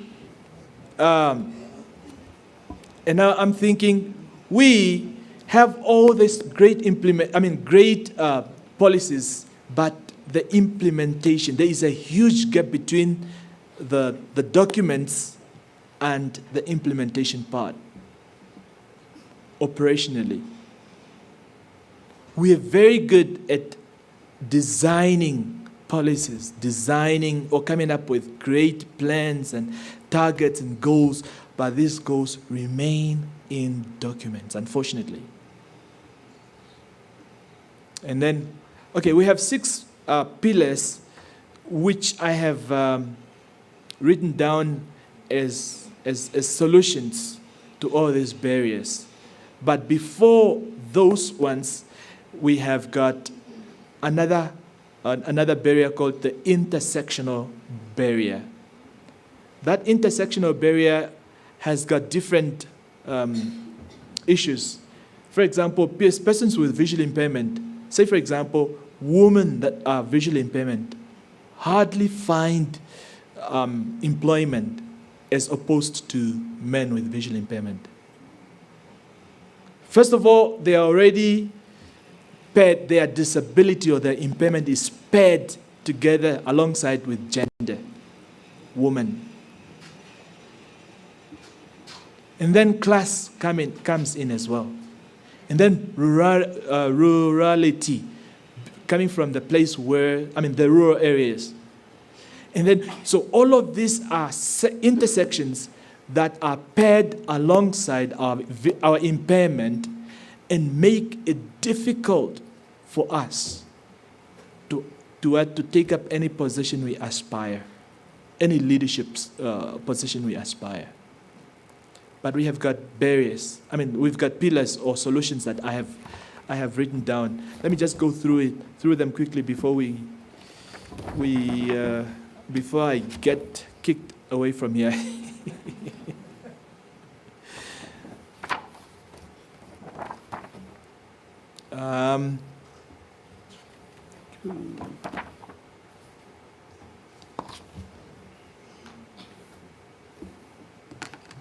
Do you realize that we've got in the whole world about 285 million visually impaired people?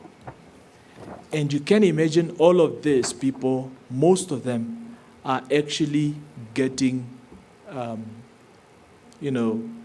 discriminated on the basis of their disability. Okay, so number 1, explicit time-bound representation targets. Yeah, so like I said, we have got very good policies, but the way they are written, they're not written in a way that they have any focus or any specific target to say this is what we want to do at this particular time within this time frame. And so the South African Employment Equity Act requiring equitable representation at each occupational level provides a model of adaptation across Africa. So the South Africans, the SANCB, the South African National Council of the Blind, has this in place. Number 2, the funded reasonable accommodation obligations, dedicated reasonable accommodation funds at Public Service Commission level. So such, we need associations, or we need people, we need the governments to fund for for such accommodations of persons with visual impairment, to redesign, to restructure, to and re-enable. If there was any other enablement before, there should be a better enablement for persons with visual impairment to take up places that they can lead. And then number 3, strategic constitutional legislation. Yeah. We have, for example, in our constitution, as a Namibian constitution, Article 10 protects people from discrimination, but it does not have any specifications on persons with disability. The AU Agenda 2063 has got 7 aspirations, but none of them speak specifically to persons with disabilities. So, all of these pillars need, all of these pillars that I'm talking about are pillars to help us to go and digest and see how we can, make use of them and see how we can actually make use of them to change and to dismantle such barriers that I have just spoken about. Let me just go quickly to the recommendations I've made for AMDIN and NIPAM and everybody else here. And then we'll go to questions if you have any, or contributions. 7 calls to action. Number 1, adopt a conference resolution on disability inclusive public service leadership with time-bound, measurable targets reported at each subsequent annual conference.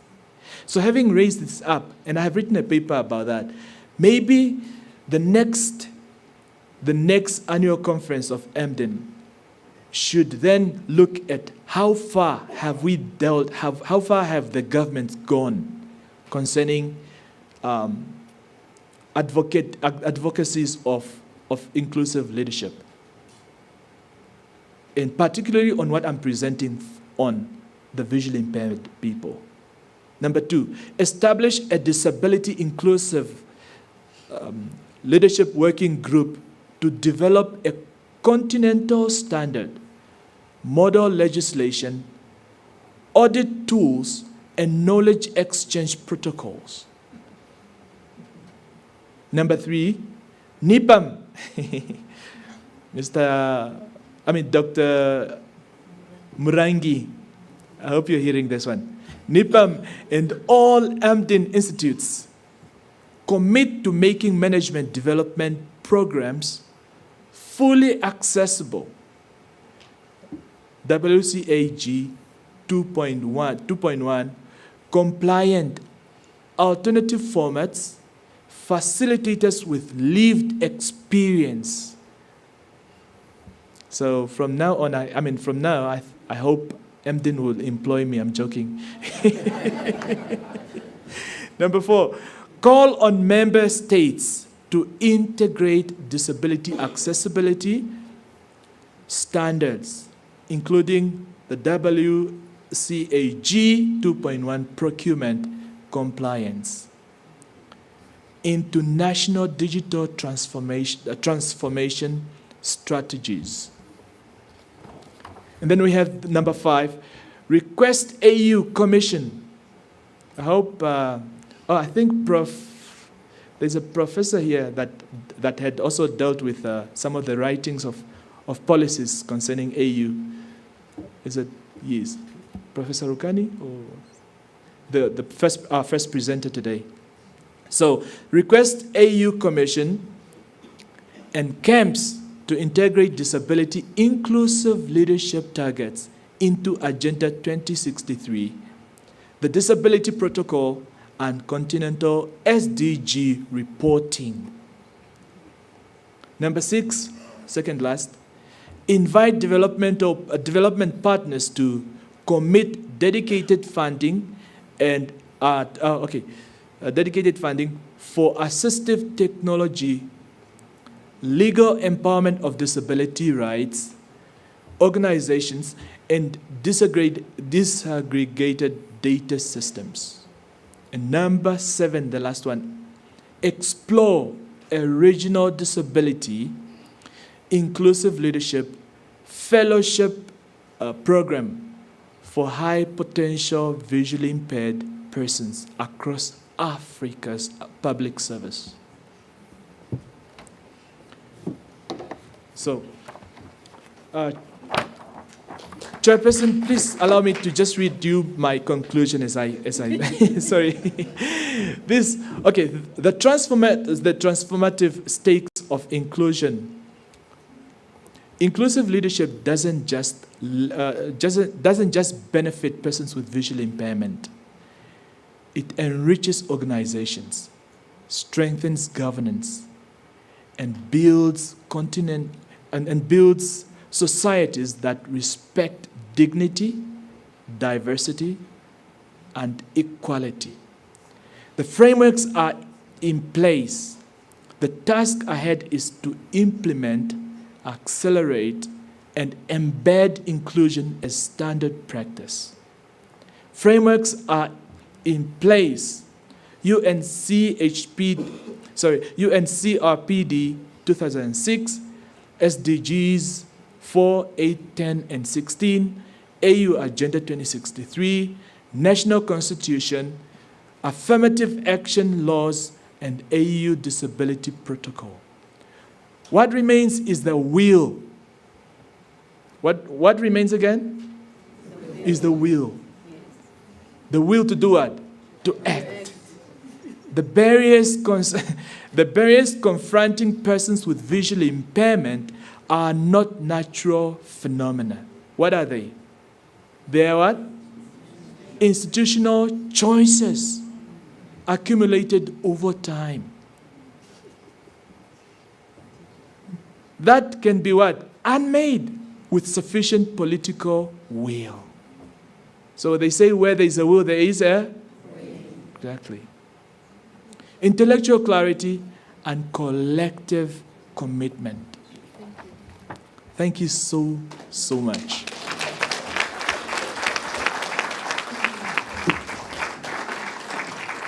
I'll be expecting your questions.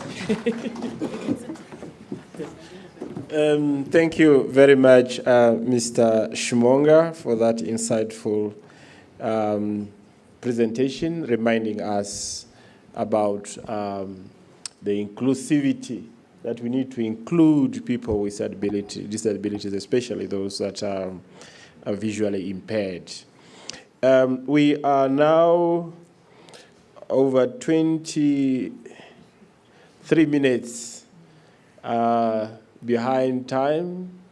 Therefore, unless there is a very burning one, I would want to take this that we take a break, and then we will reconvene here before we break into our, what do we call them? Please come and see. There is the manager that manages me. In case I do not comply, it's him. Please come and make the announcement. Thank you.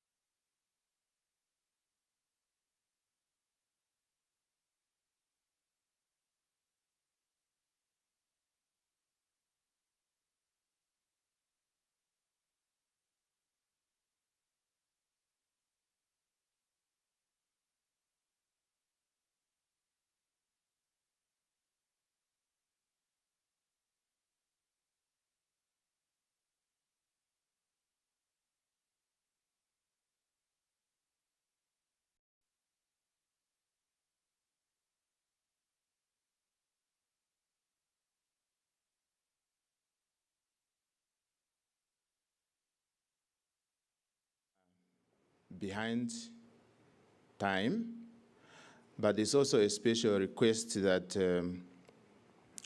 the Director General from Morocco, who is going to chair the next sub-theme, request that we give her 20 to 30 minutes before tea break, 20, 30 minutes, and then we take the next sessions. So she will be pleased if we can give her that slot. So, okay. In fact, she has another meeting, and she's ready now to take the next presentations or speaker. So if you can give us, please be patient for 20 minutes, I promise. Then we take the next presentation. So the next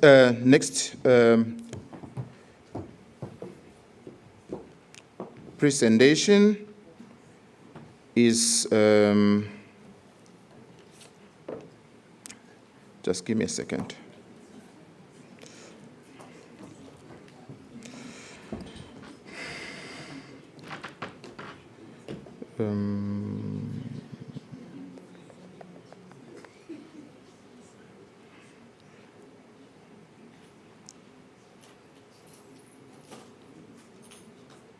Okay, so the next presentations is on sub-theme Inclusive Public Service, Gender, Youth, and the Vulnerable Groups in Leadership and Development. And the chairperson for that session is Ms. Nada Biaz. Is the Director General for Morocco, Similar Institute of Management and Administration in Morocco. And we have two presenters who will set the scene. We have Prof. Ashiati Lorraine Shueda, is the Director General for Malawi School of Government. And the other one,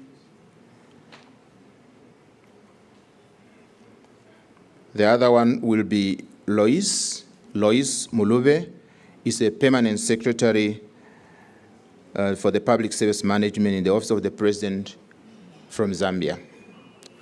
So can I invite Lois to join us here, the front seat, and also at the same time invite Prof. Ashiati also to join us in front. Prof. Ashiati?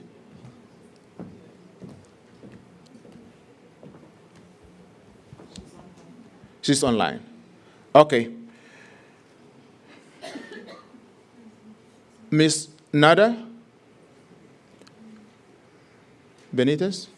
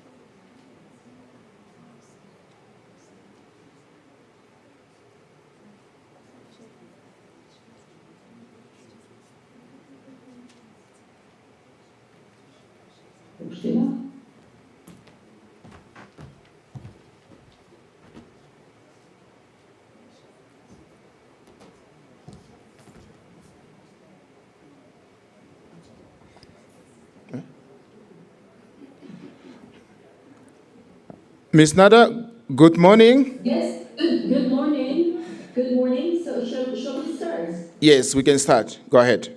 Okay.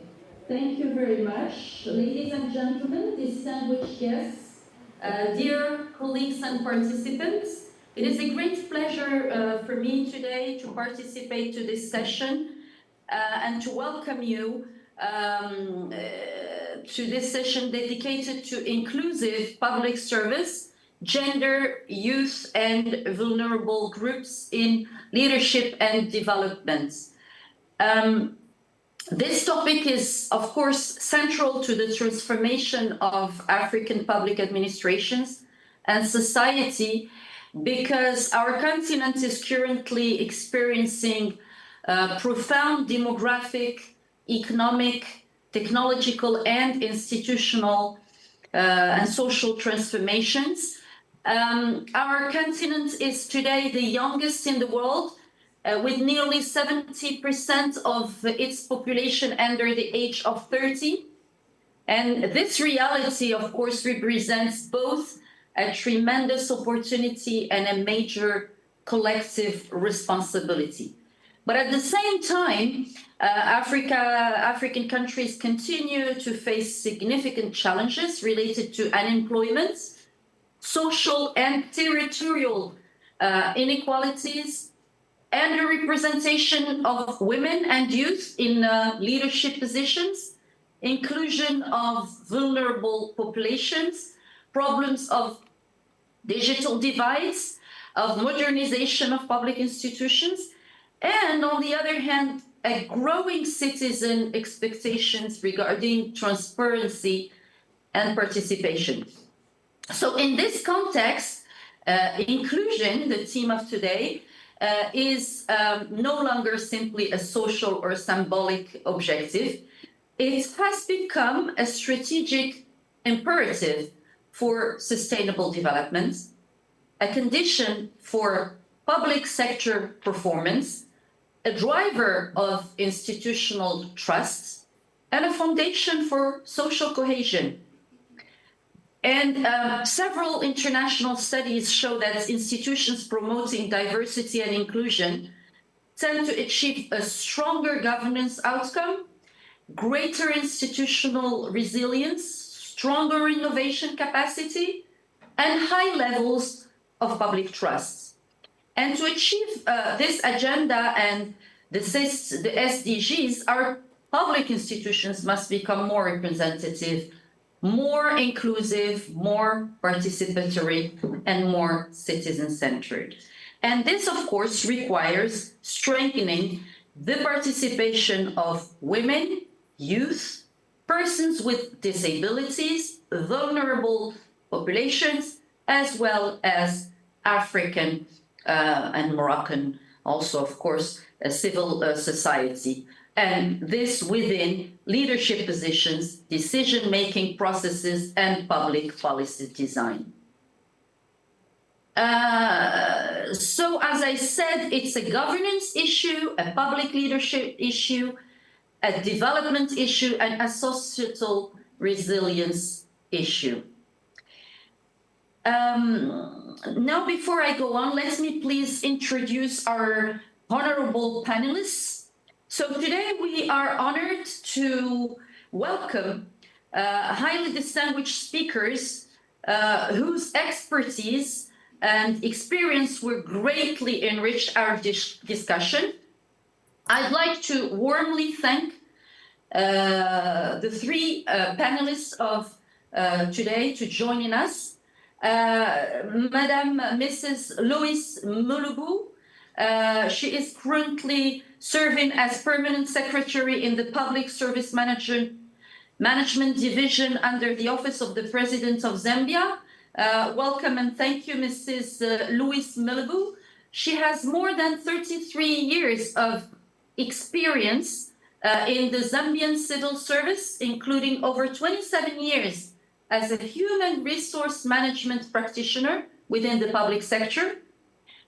Throughout her career, she has served key public institutions and ministries, including Cabinet Office, Ministry of Justice, Ministry of Finance and National Planning, and the Public Service Management Division.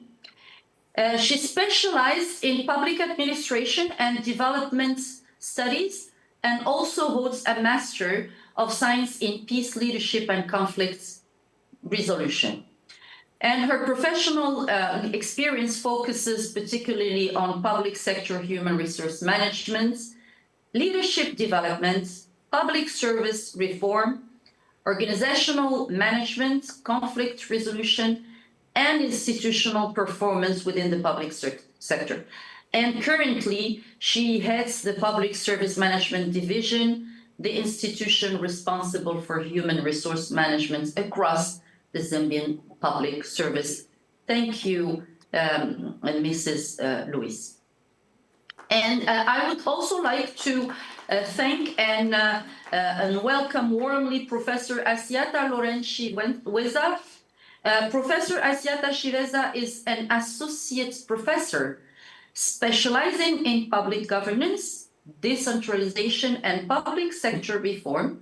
She holds a PhD from Curtin University in Australia, focusing on democracy, decentralization, and development in Malawi, as well as a master's degree in public administration from Dalhousie University in Canada. She has extensive academic and research experience in local governance, public policy, public financial management, public sector reform, and development administrations. Her work also places particular emphasis on gender issues, which is the themes of today, and inclusive governance. And throughout her career, she has taught several courses related to public policy analysis, local governance, public management, and administrative reform. She has also conducted numerous resources and consultancy and training assignments with national and international institutions, including UNDP, the World Bank, UNCDF, Malawian public institutions, and several international governance and decentralization programs. And last but not least, Professor Dr. Omwati Srikisun, sorry for my pronunciation, a big welcome and thank you for being with us today. Professor Dr. Onwatu Srikisun is an academic, trainer, and human resource development specialist from Mauritius. She holds a PhD in human resource management from the University of Mauritius, with expertise in organizational learning, leadership development, and change management.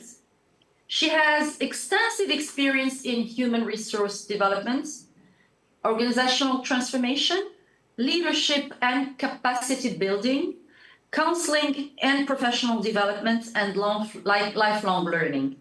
Her work focuses particularly on organizational resilience, continuous learning, employee well-being, and adaptive leadership.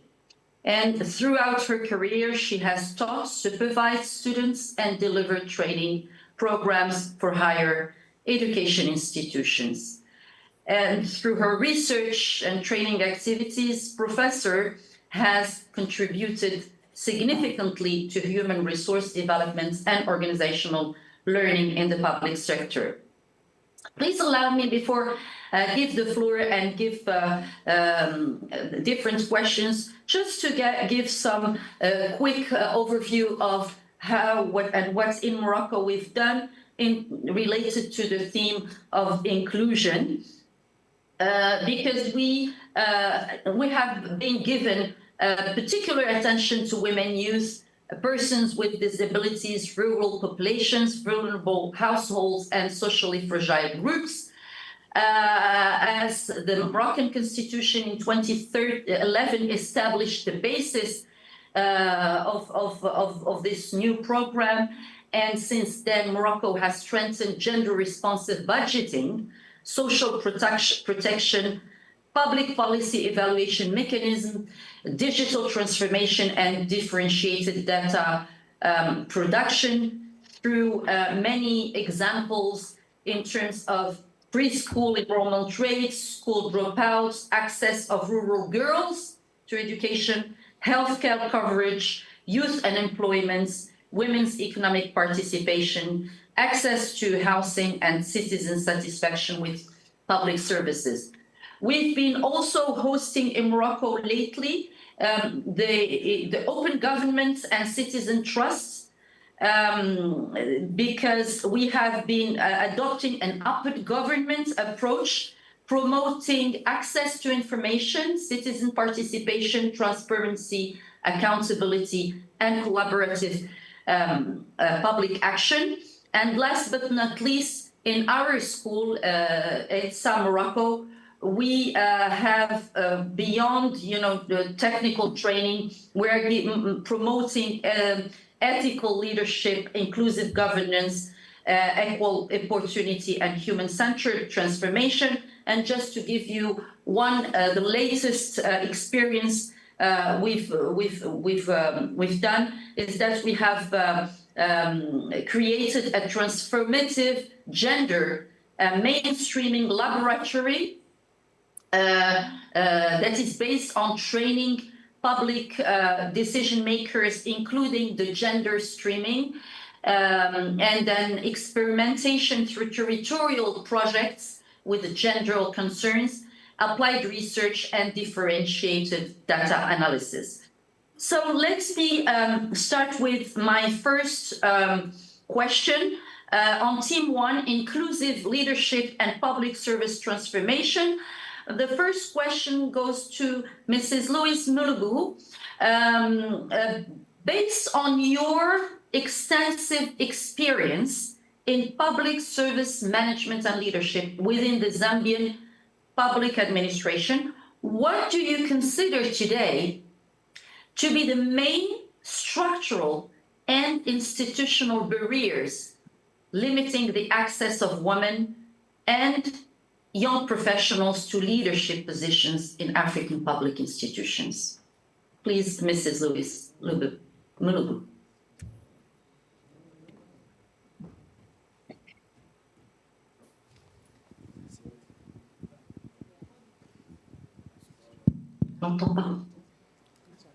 Sorry, we can't hear you.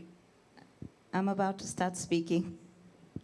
Hello, Mrs. Louise Mulugu.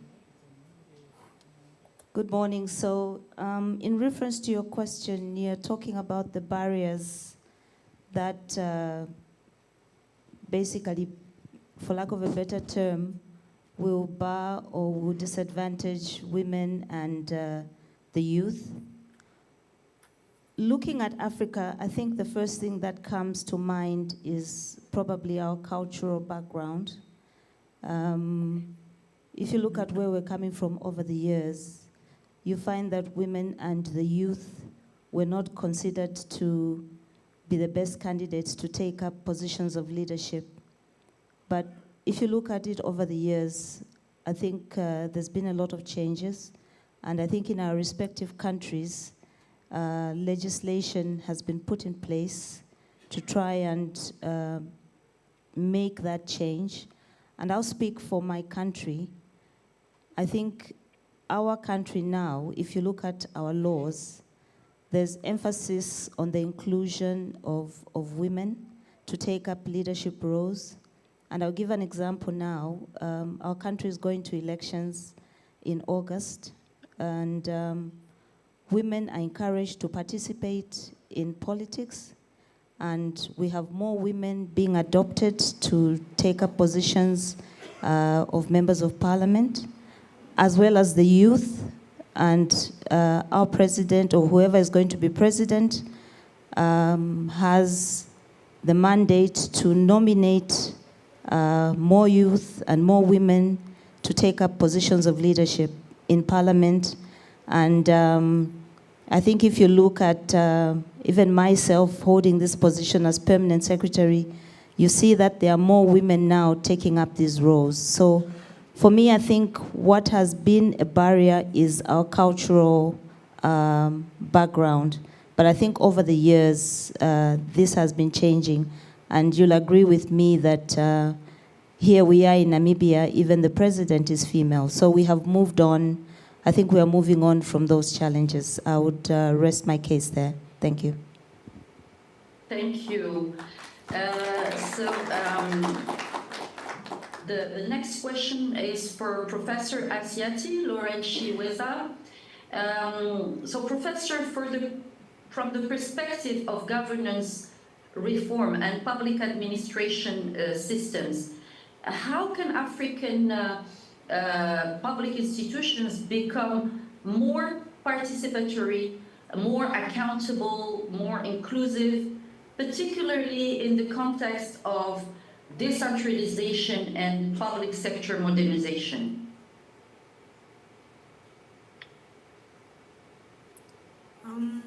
Thank you very much and good morning. I would also like to thank AMDIN for the opportunity to be part of this panel. I speak as a professor of public administration, but also as someone who has just finished a term as Director General of Malawi School of Government.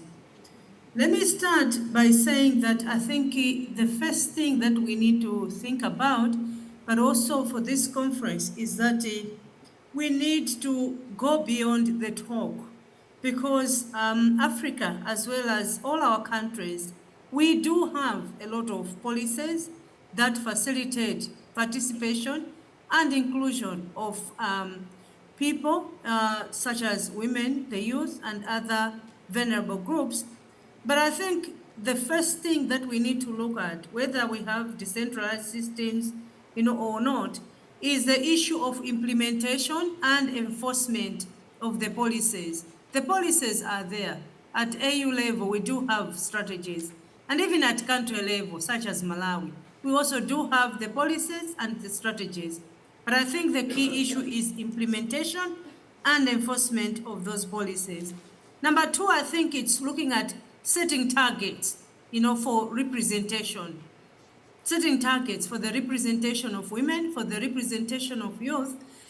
In Malawi, we have what is known as the Gender Equality Act. And that Gender Equality Act has targets, 60, 40, whichever, gender when it comes to recruitment. So similarly, in a decentralized setting, you need to begin to look at targets. What are the targets, for the youth? And what are the targets for women? At the same time, it is important to use disaggregated data to make it intentional so that the data, when it is being collected, is disaggregated. Because this is what is going to inform planning, and this is also what is going to inform decision-making. In a particular way, I want to, talk about the youth and the importance of having the youth in all the processes in the public service, not only decentralized settings where we are talking about local government, but in all the settings. I'll tell you what, this is one of the things that was raised by the Prime Minister yesterday, that, Africa is one of those continents that's, I think, really blessed. The youth, the continent's greatest strategic asset and resource that must be harnessed. This is what was said by the Right Honorable Dr. Ngurare yesterday. The reason why I'm singling out the youth in both decentralized and non-decentralized settings is that they bring innovation, energy, adaptability, and digital fluency. In this era that we are operating in, the digital era, we just need, the youth. I'll give you an example. When I was serving as the Director General of Malawi School of Government, when we brought in young people, on the marketing side, things changed within a short space of time. However, our traditional public administration systems provide limited space for the youth because most of them, particularly in Africa, were inherited from those that colonized these institutions. But the youth, they have the high potential for entrepreneurship as well as problem solving. They also have strong capacity to drive social change and civic engagement. So I think for me, if we are talking about inclusive growth and inclusive decision-making, is creating space for the youth within the public sector institutions and also providing them with opportunities so that they can participate and they can contribute to making decisions.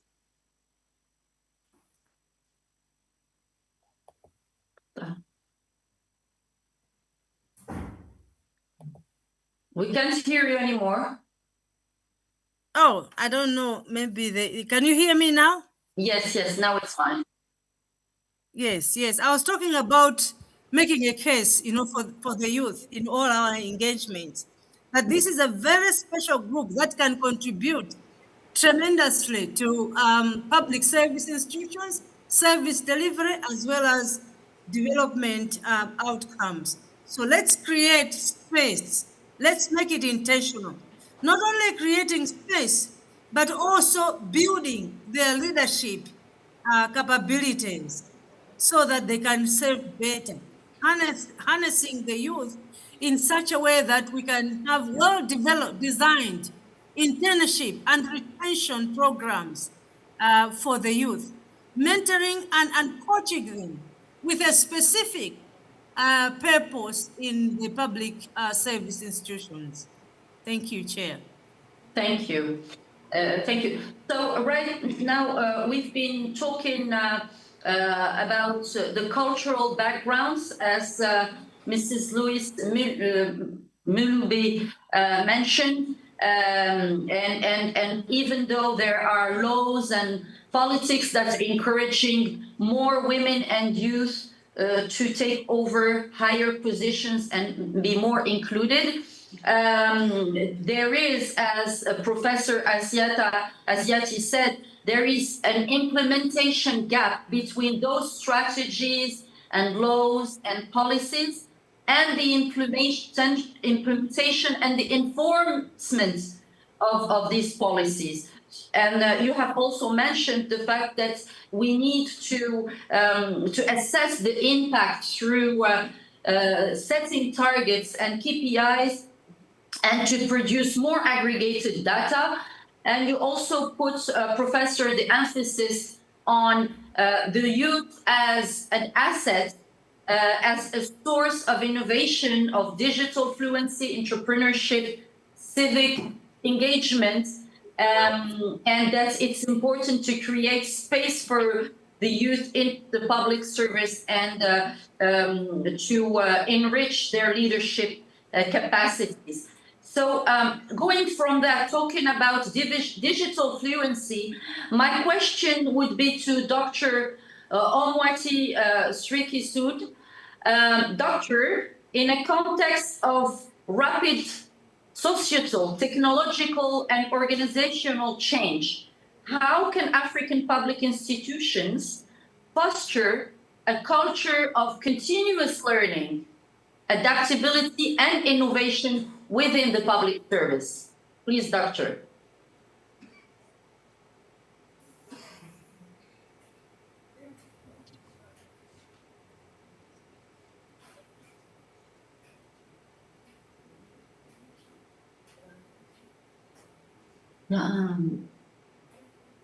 Aniko. Ils sont en train de... Ils vont mettre une et l'autre personne. Ok, un peu d'égo.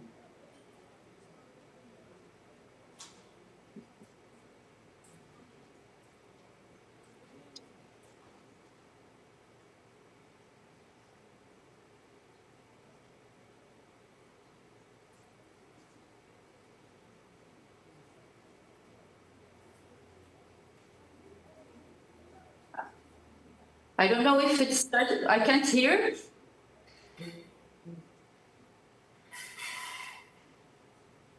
Elle n'est pas sur place.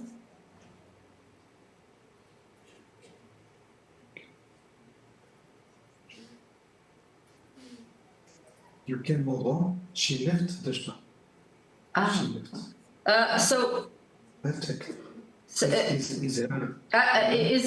Dr. Amwati Srikisud with us? No. No. No? Okay, so shall we move on to the next questions?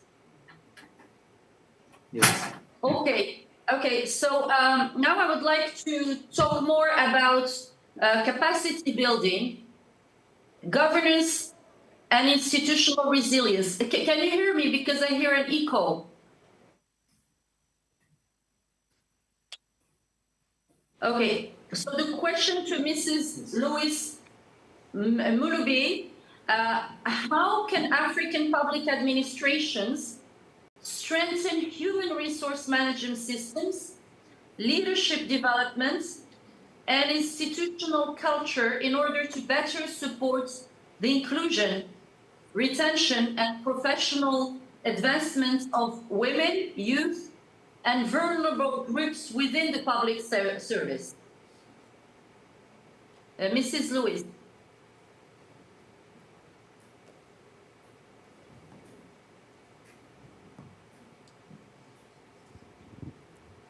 Just repeat the last part of your question.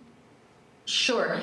I will repeat the question. How can African public administrations strengthen human resource management systems, leadership development, and institutional culture in order to better support the inclusion, retention, and professional advancement of women, youth, and vulnerable groups within the public sector, especially? Thank you. Thank you very much. I think maybe to start with, I would speak to the fact that we're very good at making policies in Africa. You'll agree with me that we've got a lot of policies which I think we have shelved. We know the right thing that we need to do, but when it comes to the implementation, I think that's where we get it wrong. So we need to move from having these things documented to a point where we actually implement, where there's action and results that can be seen. So when you talk about inclusion of women and vulnerable youths in national development, the question is, I'll look at it from the point of probably where we do our budgets in our respective countries. We sit down and we've got these documents with the budgets written down. Excuse me. Do those budgets translate into tangible things? Do those words in those budgets turn into money? Of course they don't. Do those amounts that are written in those budgets turn into schools or turn into clinics or even translate into jobs for our youths, as well as going on to include even more women and more youths in these jobs that we have in our public services? Not necessarily. So as different countries, we need to come up with budgets, we need to come up with policies that are responsive to the needs of our women, to the needs of our youths in our respective countries. So we ask ourselves, even when we sit down to plan, who are we targeting to benefit from these plans, from these policies that we come up with? I'll ask a question. When we do a policy, did I plan that the woman should benefit? And at the end of the day, can I be able to count how many women have benefited from this policy, or how many youths have actually gotten jobs?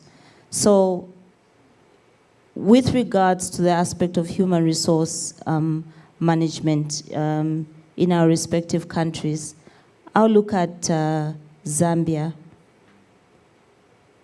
Over the past years, because of the way our population has grown, we actually have a youth, more youths and more women in our population. So we have to come up with policies which will take care of that category of our population. And I want to say that we have created jobs, we have created opportunities now for more women and for more youths. We have youth empowerment programs. We have women empowerment programs. We have, we give grants, we give loans to more women and to more youths, because we realize that these are the bulk of our population. And when you empower a woman, you empower an entire community. And even the youths now, because they're the majority in our population.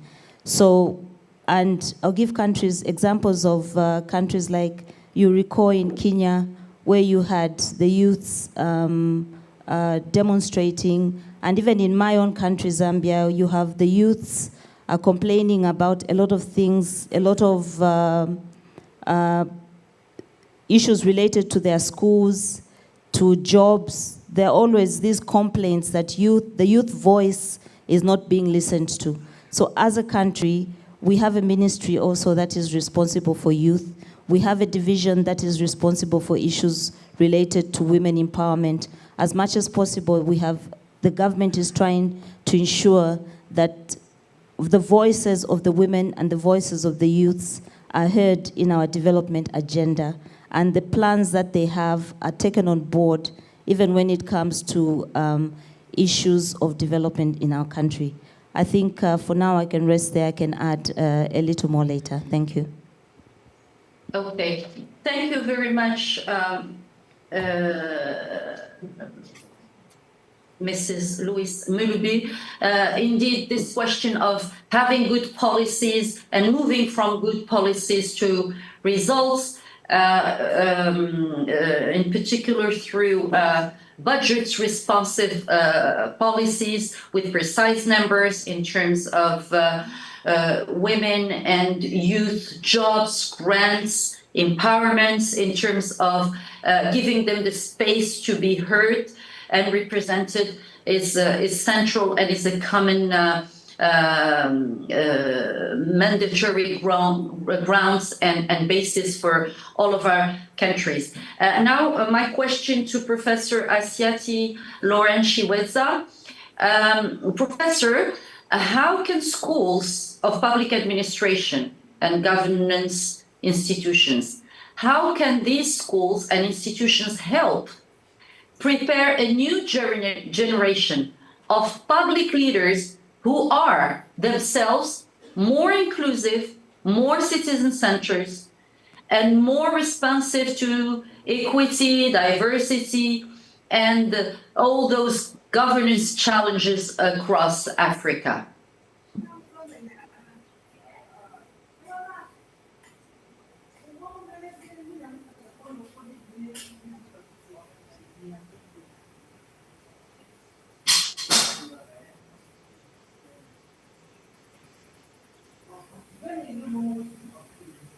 Professor Asiati, can you hear me?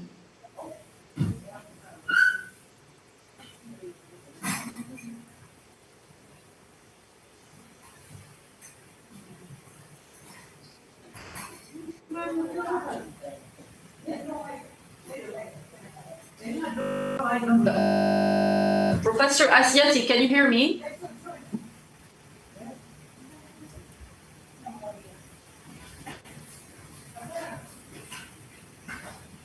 I don't know if we're witnessing a technical issue or...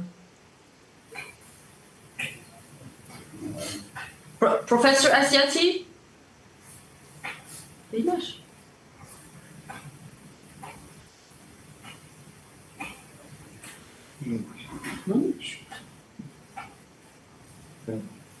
Dites-moi, je suis bien. Elle a un problème de connexion. C'est ce qu'elle a dit? Puis là, elle va l'appeler. Ah, ok. Donc on attend. Okay. Sorry, we're waiting a little bit. Maybe there is a technical problem getting in touch with Professor Asiati. I will repeat the question as soon as we've gone over this technical issue.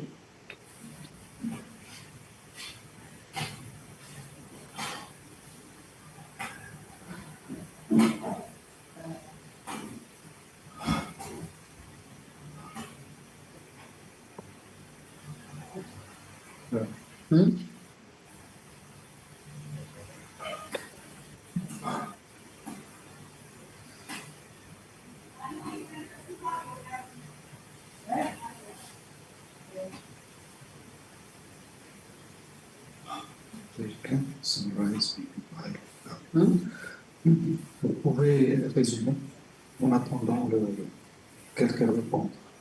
Okay, or maybe I can move to another question to Mrs. Louise Mulubi if you're connected with us. Can I move on to the next question about lifelong learning, innovation, and future public governance? Mrs. Louise Mulubi, are you here? Okay. Yes? Yes.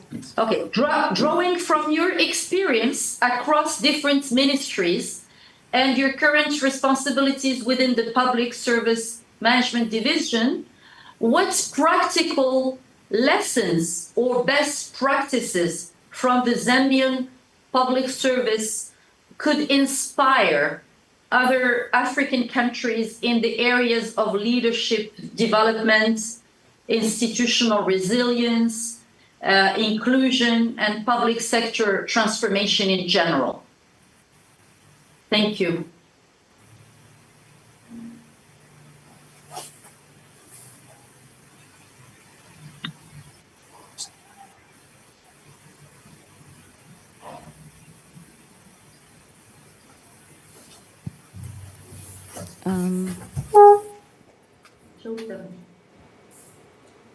Thank you. It's just interesting. I would have liked to have prepared a little bit more for this session. Maybe you could ask your question, especially where you speak to the areas leadership, inclusion. Just repeat your question again. Okay, actually, I mean, drawing from your experience, because you have a lot of experience across different ministries and your current responsibilities within the Public Service Management Division, what practical lessons or best practices from the Zambian public service could inspire other African countries in the area of leadership development, institutional resilience, public sector transformation? Can you give us some of your best practices in the Zambian public service that could inspire other countries? Okay. Well, I could speak to a few things. It is interesting. I think over the years there have been significant changes in the way our public service is managed. I think I'll start from the last 5 years. The country in the region, I think those of you that know, will start from the lower levels. In our country now, we have made it legal that education is free. Now, with education being free, for example, for us in Zambia, we've had over 2.5 million children go back to school. For us, that is a huge milestone. And we're looking at it from the point that from the lower levels, if they can get back into school, and education is free up to the tertiary level. So you have more educated Zambians who can then have a choice of which sectors to get into as they contribute to the development of our country. We have programs that we have put in place to facilitate support to women. We give grants to single mothers, and we are assured that the children that they have will be healthy. And even with this free education that we have now, we have a school feeding program in all the schools. So you have more children, even those that would not want to stay in school because they're coming from poor households. Because of the school feeding programs, they're encouraged to stay on in school, and therefore you have more children doing well. Our Ministry of Education, I think, did report in the last year that there was a huge improvement in terms of the pass rate, especially for grade 12s to prepare to go into university. I think the pass rate was quite high compared to other years. I could also speak to skills training, also to enable youths to make school furniture. This is desks. We no longer import in most of these schools. And I think another area I could speak to in Zambia that is really making huge strides is the issue of the Constituency Development Fund. Before the current government took office, in our currency, the Constituency Development Fund was 1.6 million kwacha. I don't know how much that would translate to in dollars, but currently now it has moved to 40 million kwacha per constituency. This is government's way of taking development down to the people. We're really translating the issue of decentralization to get down to the lowest levels, where the constituencies make their own decisions in terms of the areas of development that they would like for their respective areas. If it is an issue of a school, is it a clinic, is it roads, is it to aid, to support the youths in school by giving them bursaries, is it to give grants or is it to give loans? So that 40 million kwacha is given to each constituency, and currently we have we still have 156 now? But I think in the next government after the elections, we're going to have more constituencies. So each constituency has 40 million of our currency, which gives the people right at the lower levels that flexibility and the freedom to be able to make their own decisions, as well as take responsibility for the development that they want in their area. I think those are some of the practical things that I would speak to that are currently going on in Zambia. Okay, so I think, thank you very much. I think Dr. Mwati Strikisun is back with us, right? This is what I received as message. Can I ask the question for Dr. Mwati Strikisun?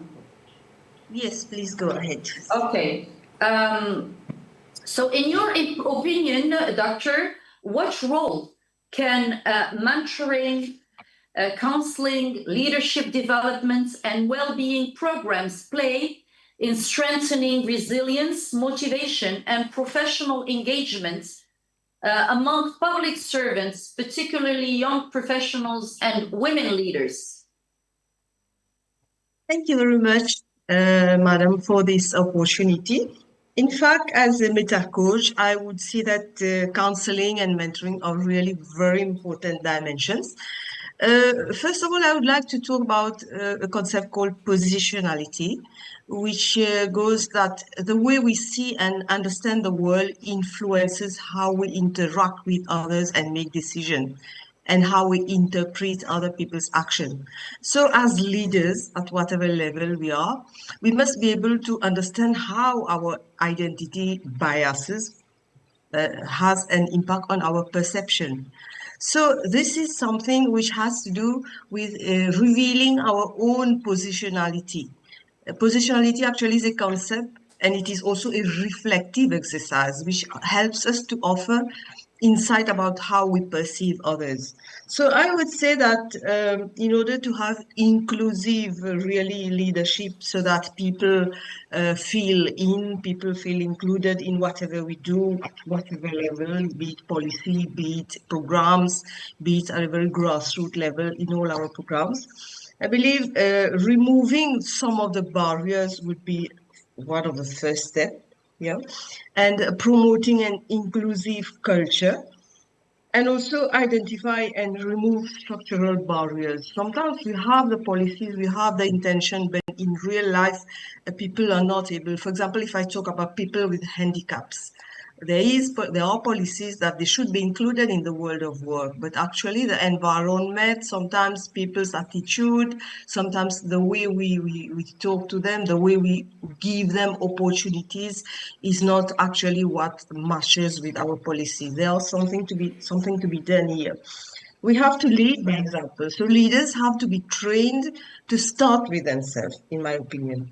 We have to work on our identity so that also we have to be aware that the way we treat people is very much sometimes unconsciously linked to our own biases and prejudices.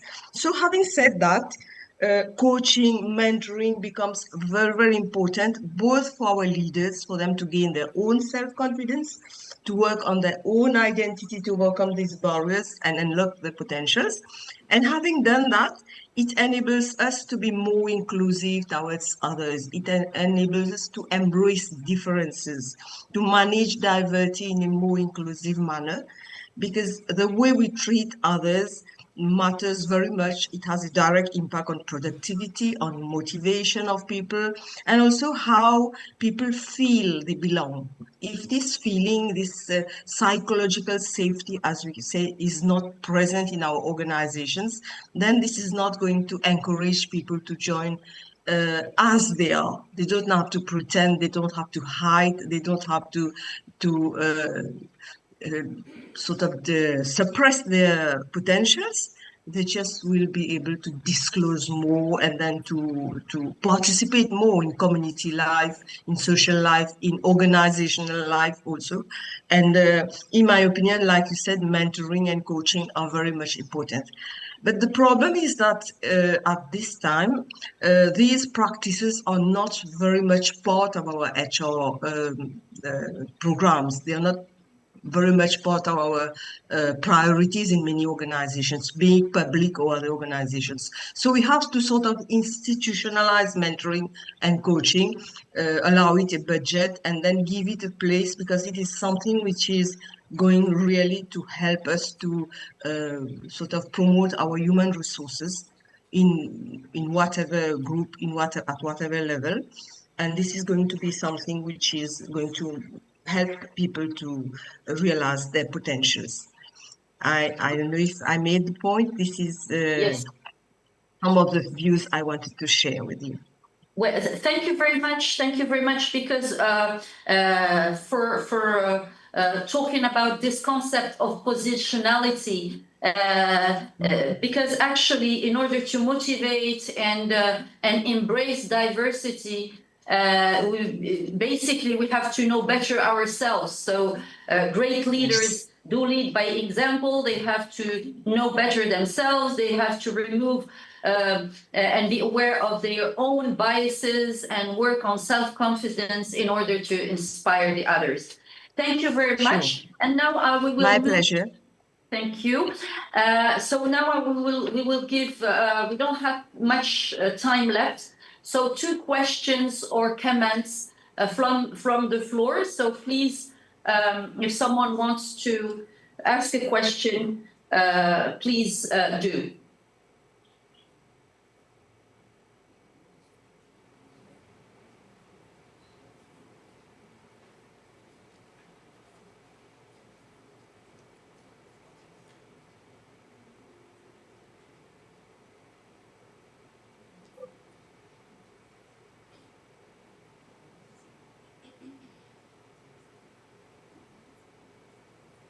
One question coming.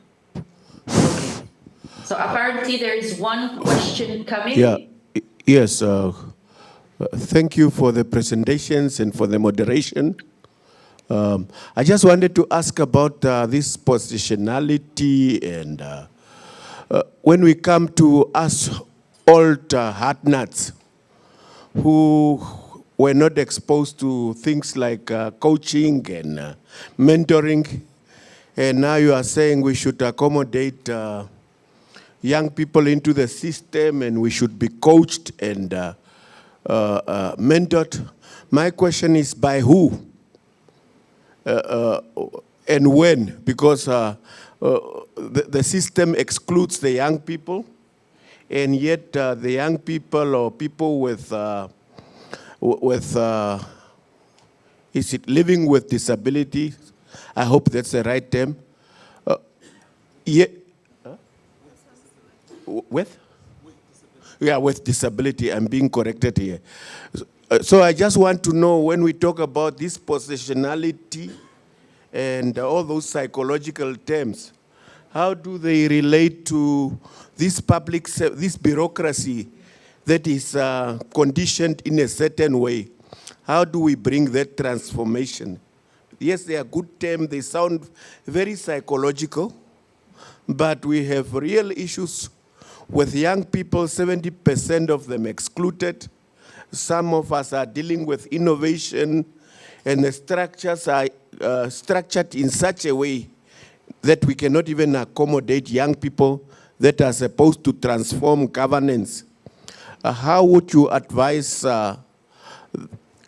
government and AMDIN and NIPAM to come up with recommendations that will ensure an inclusive structure or a transformational kind of structure to bring in all these different groups? I submit.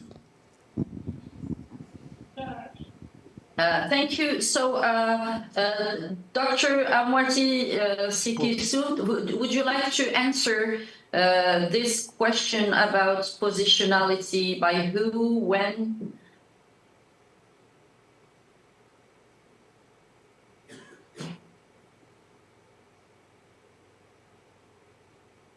There it is.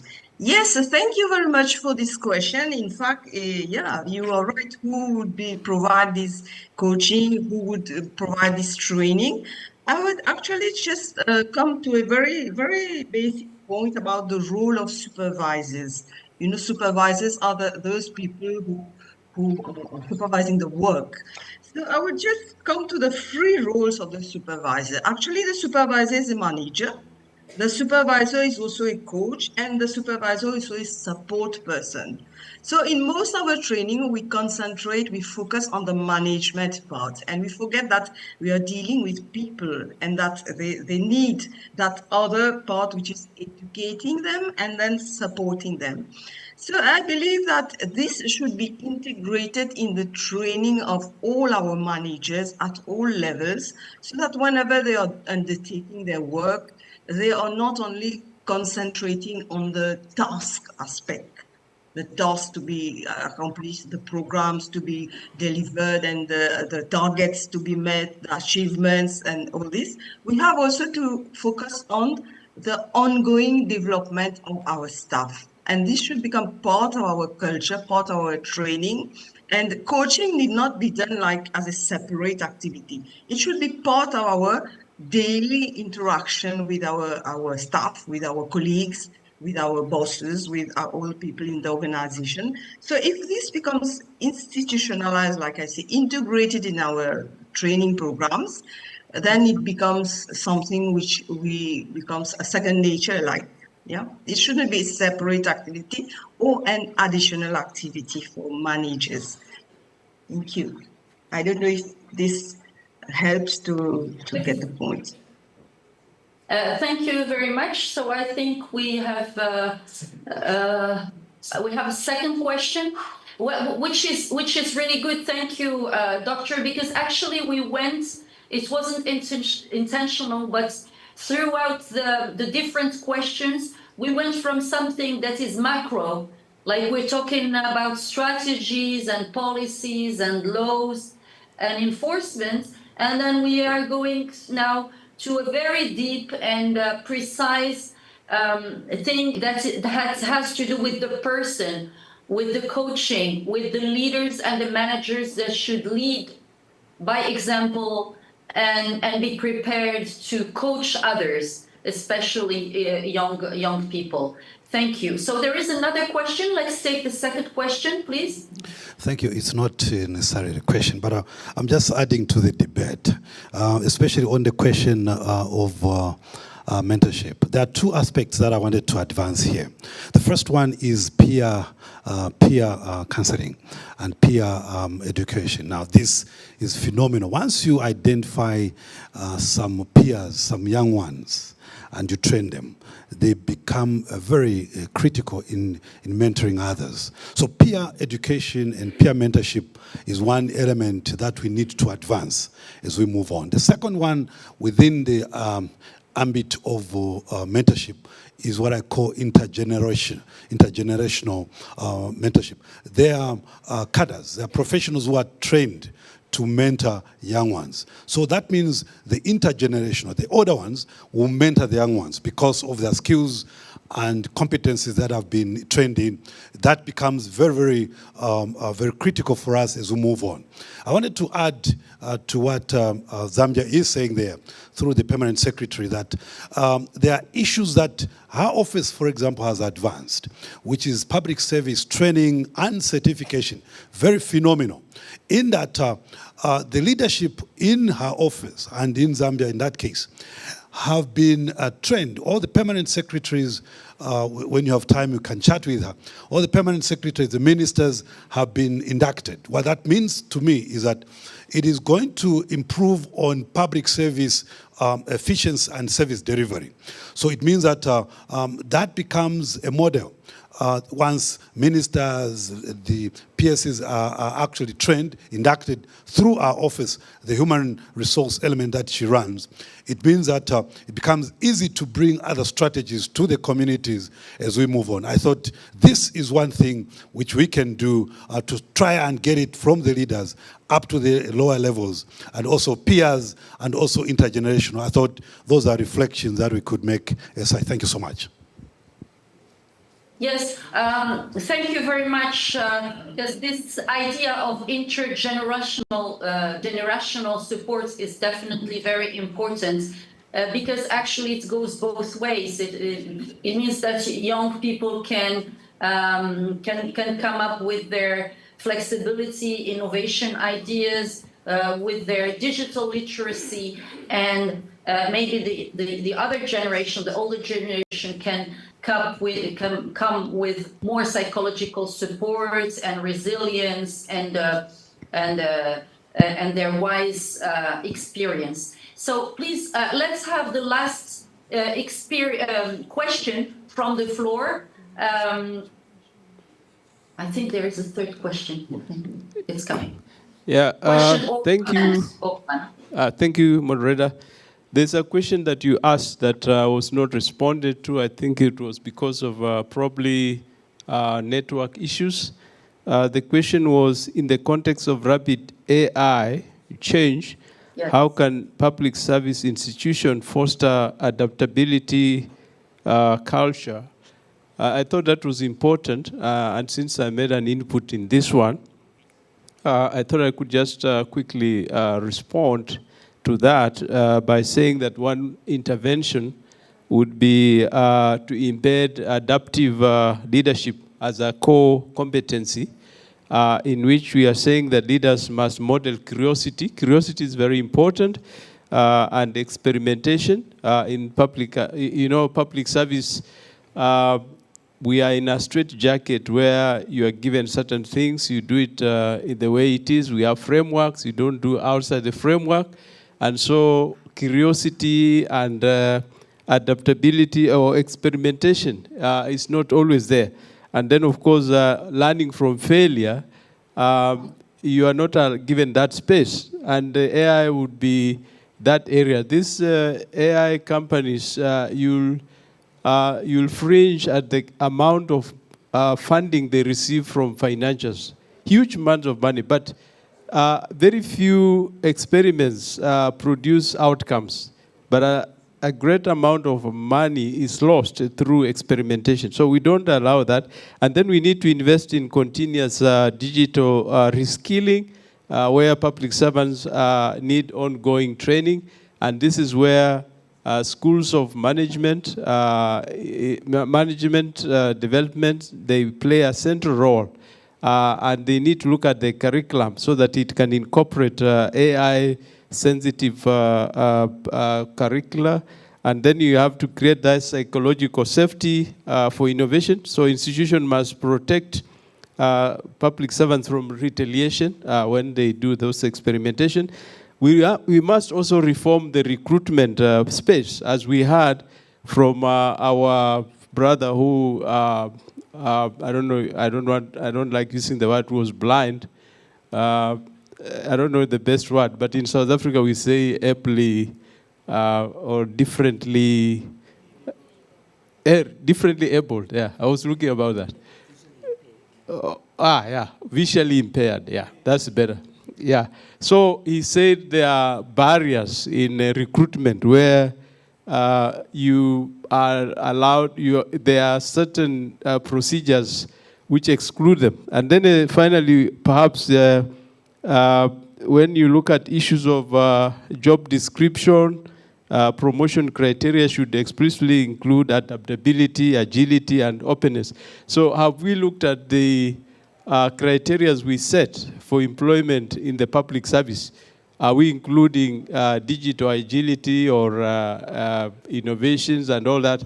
Or are we still in that straitjacket of what do you know, what can you do, and things that are being phased out by the AI? So we need to be proactive because I understand that in the private sector, in fact, in the next 5 years or so, you can't be employed, or you are almost unemployable if you are not literate in AI. The question will be, what systems do you know, what AI tools are you familiar with and all that?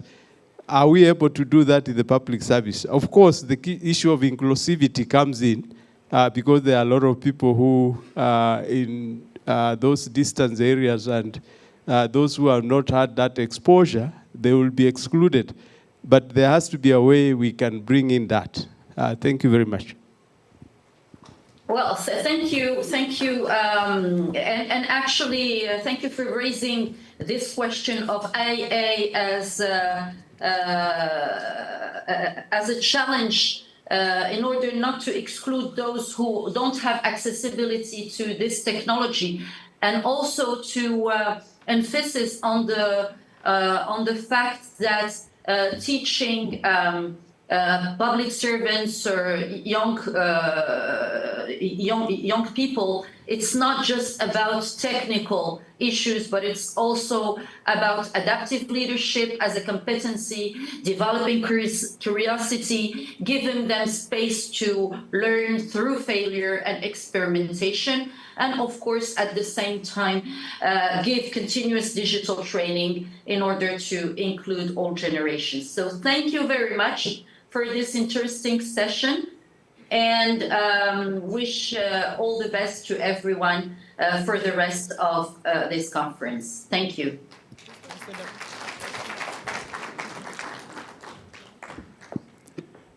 Thank you very much, Nana, for the moderation. I can see Linus' hand is up. He wants to make a contribution, but really we are very much behind time. Linus, I will give you a minute, just 1 minute. Please make a contribution. It's not working. Okay, it is now. Thank you, sir. Thank you so much. Well, I just wanted to really comment on what has been spoken, especially when our fellow brother from South Africa had spoken about inclusion or I should say inclusive leadership. And not only him, actually the presenters also spoke about that one of the reasons why a lot of institutions are very lenient, or maybe complacent, I should say, about being inclusive is because they are not taken accountable of. And that applies to many governments as well. And many of the governments of the African states have actually ratified to the UNCRPD, that is United Nations Convention on the Rights of Persons with Disabilities, and such ratifications are not so well implemented and adhered to because there is no accountability. And therefore, maybe AMDIN, as the AMDIN institutes should actually, that is inclusive of course of NIPAM, should create or establish working groups on persons with disabilities, how to help or how to standardize the inclusion targets in different governments, so that at every annual conference that is taking place, such reports are, critically analyzed, and such accountability is taken up by such bodies that would have to take account of those states, because they have ratified and therefore they should implement. Thank you. Thank you so much. Thank you very much. Thank you so much, Renus, for your contribution.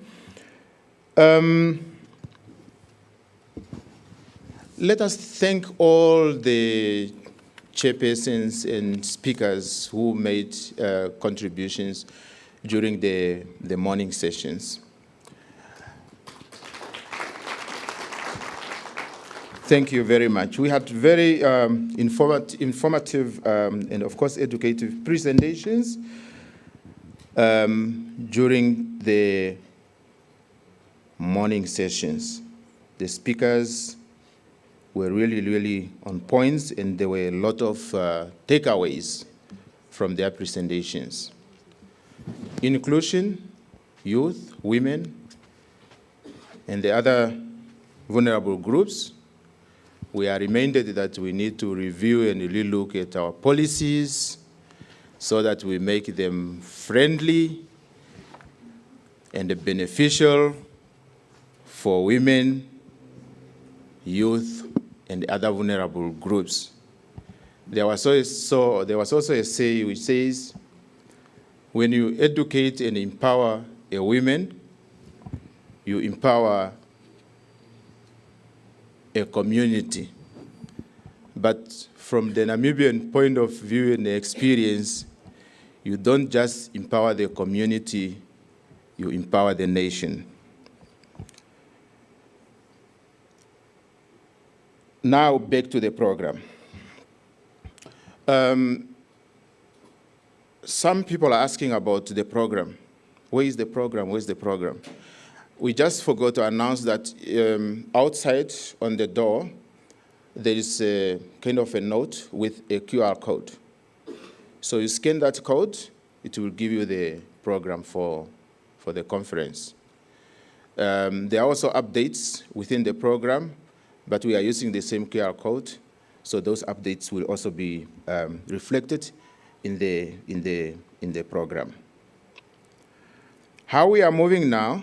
We are moving to our breakaway sessions. The sessions that were slated or scheduled in the morning for breakaways will be combined with the other sessions that were slated after the tea break. So if you look into our program, we have governance, accountability, ethical leadership in the African public service.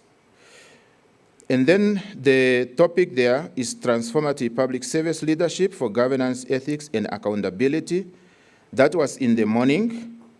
So it will be combined with the enhancing participation in the electoral process through dialogue, a case study of Sekonti sub-metro, I think this is in Ghana, and decolonizing governance through Ubuntu led ethical leadership in Africanized perspective. So the session in the morning before tea and the session scheduled after tea will then be presented at the same time. That is now from now on until lunch. And this applies to all the sub-themes and topics that were to be presented earlier before tea and after tea. So they all take place now. So the breakaway sessions rooms or venues remains the same. The chairpersons and the rapporteurs still remains the same. So if you are interested in one of these topics, please make your way to those sessions or rooms after this. Then another announcement, like indicated earlier, we are going to use this venue for our gala dinner in the evening. So we are not coming back to this venue only at that time during the gala dinner. So let's take all our belongings when we go for the breakaway sessions. And then we will break for lunch at 1. It will be served at the same place like yesterday at our restaurant. But then immediately after lunch at 2, we will then come to the plenary again. Not in this venue, the venue below these ones here. It will be CH0102. CH0102. We will all of us, immediately after lunch, 2 o'clock, we go into the venue just down here to listen to the next speakers. And then after that, we'll go to the breakaway sessions and then only later come back for the gala dinner.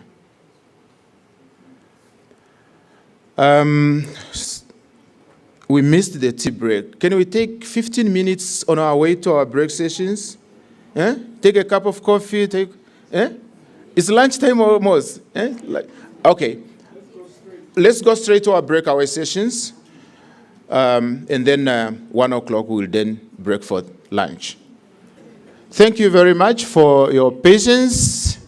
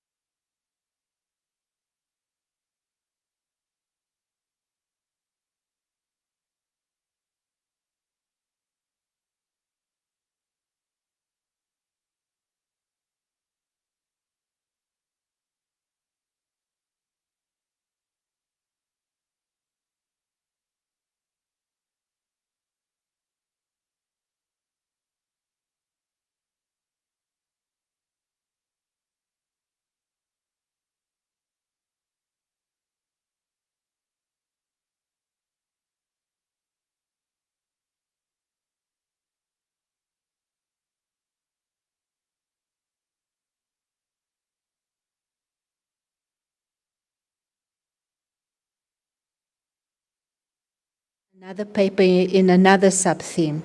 So can I please invite you to join your second best sub-theme and speak to your...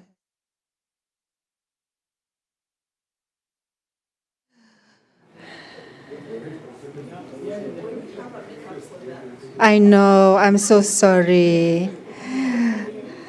I've spoken to Dr. Buti, but it gives us some time to go and look at other sessions. All right. So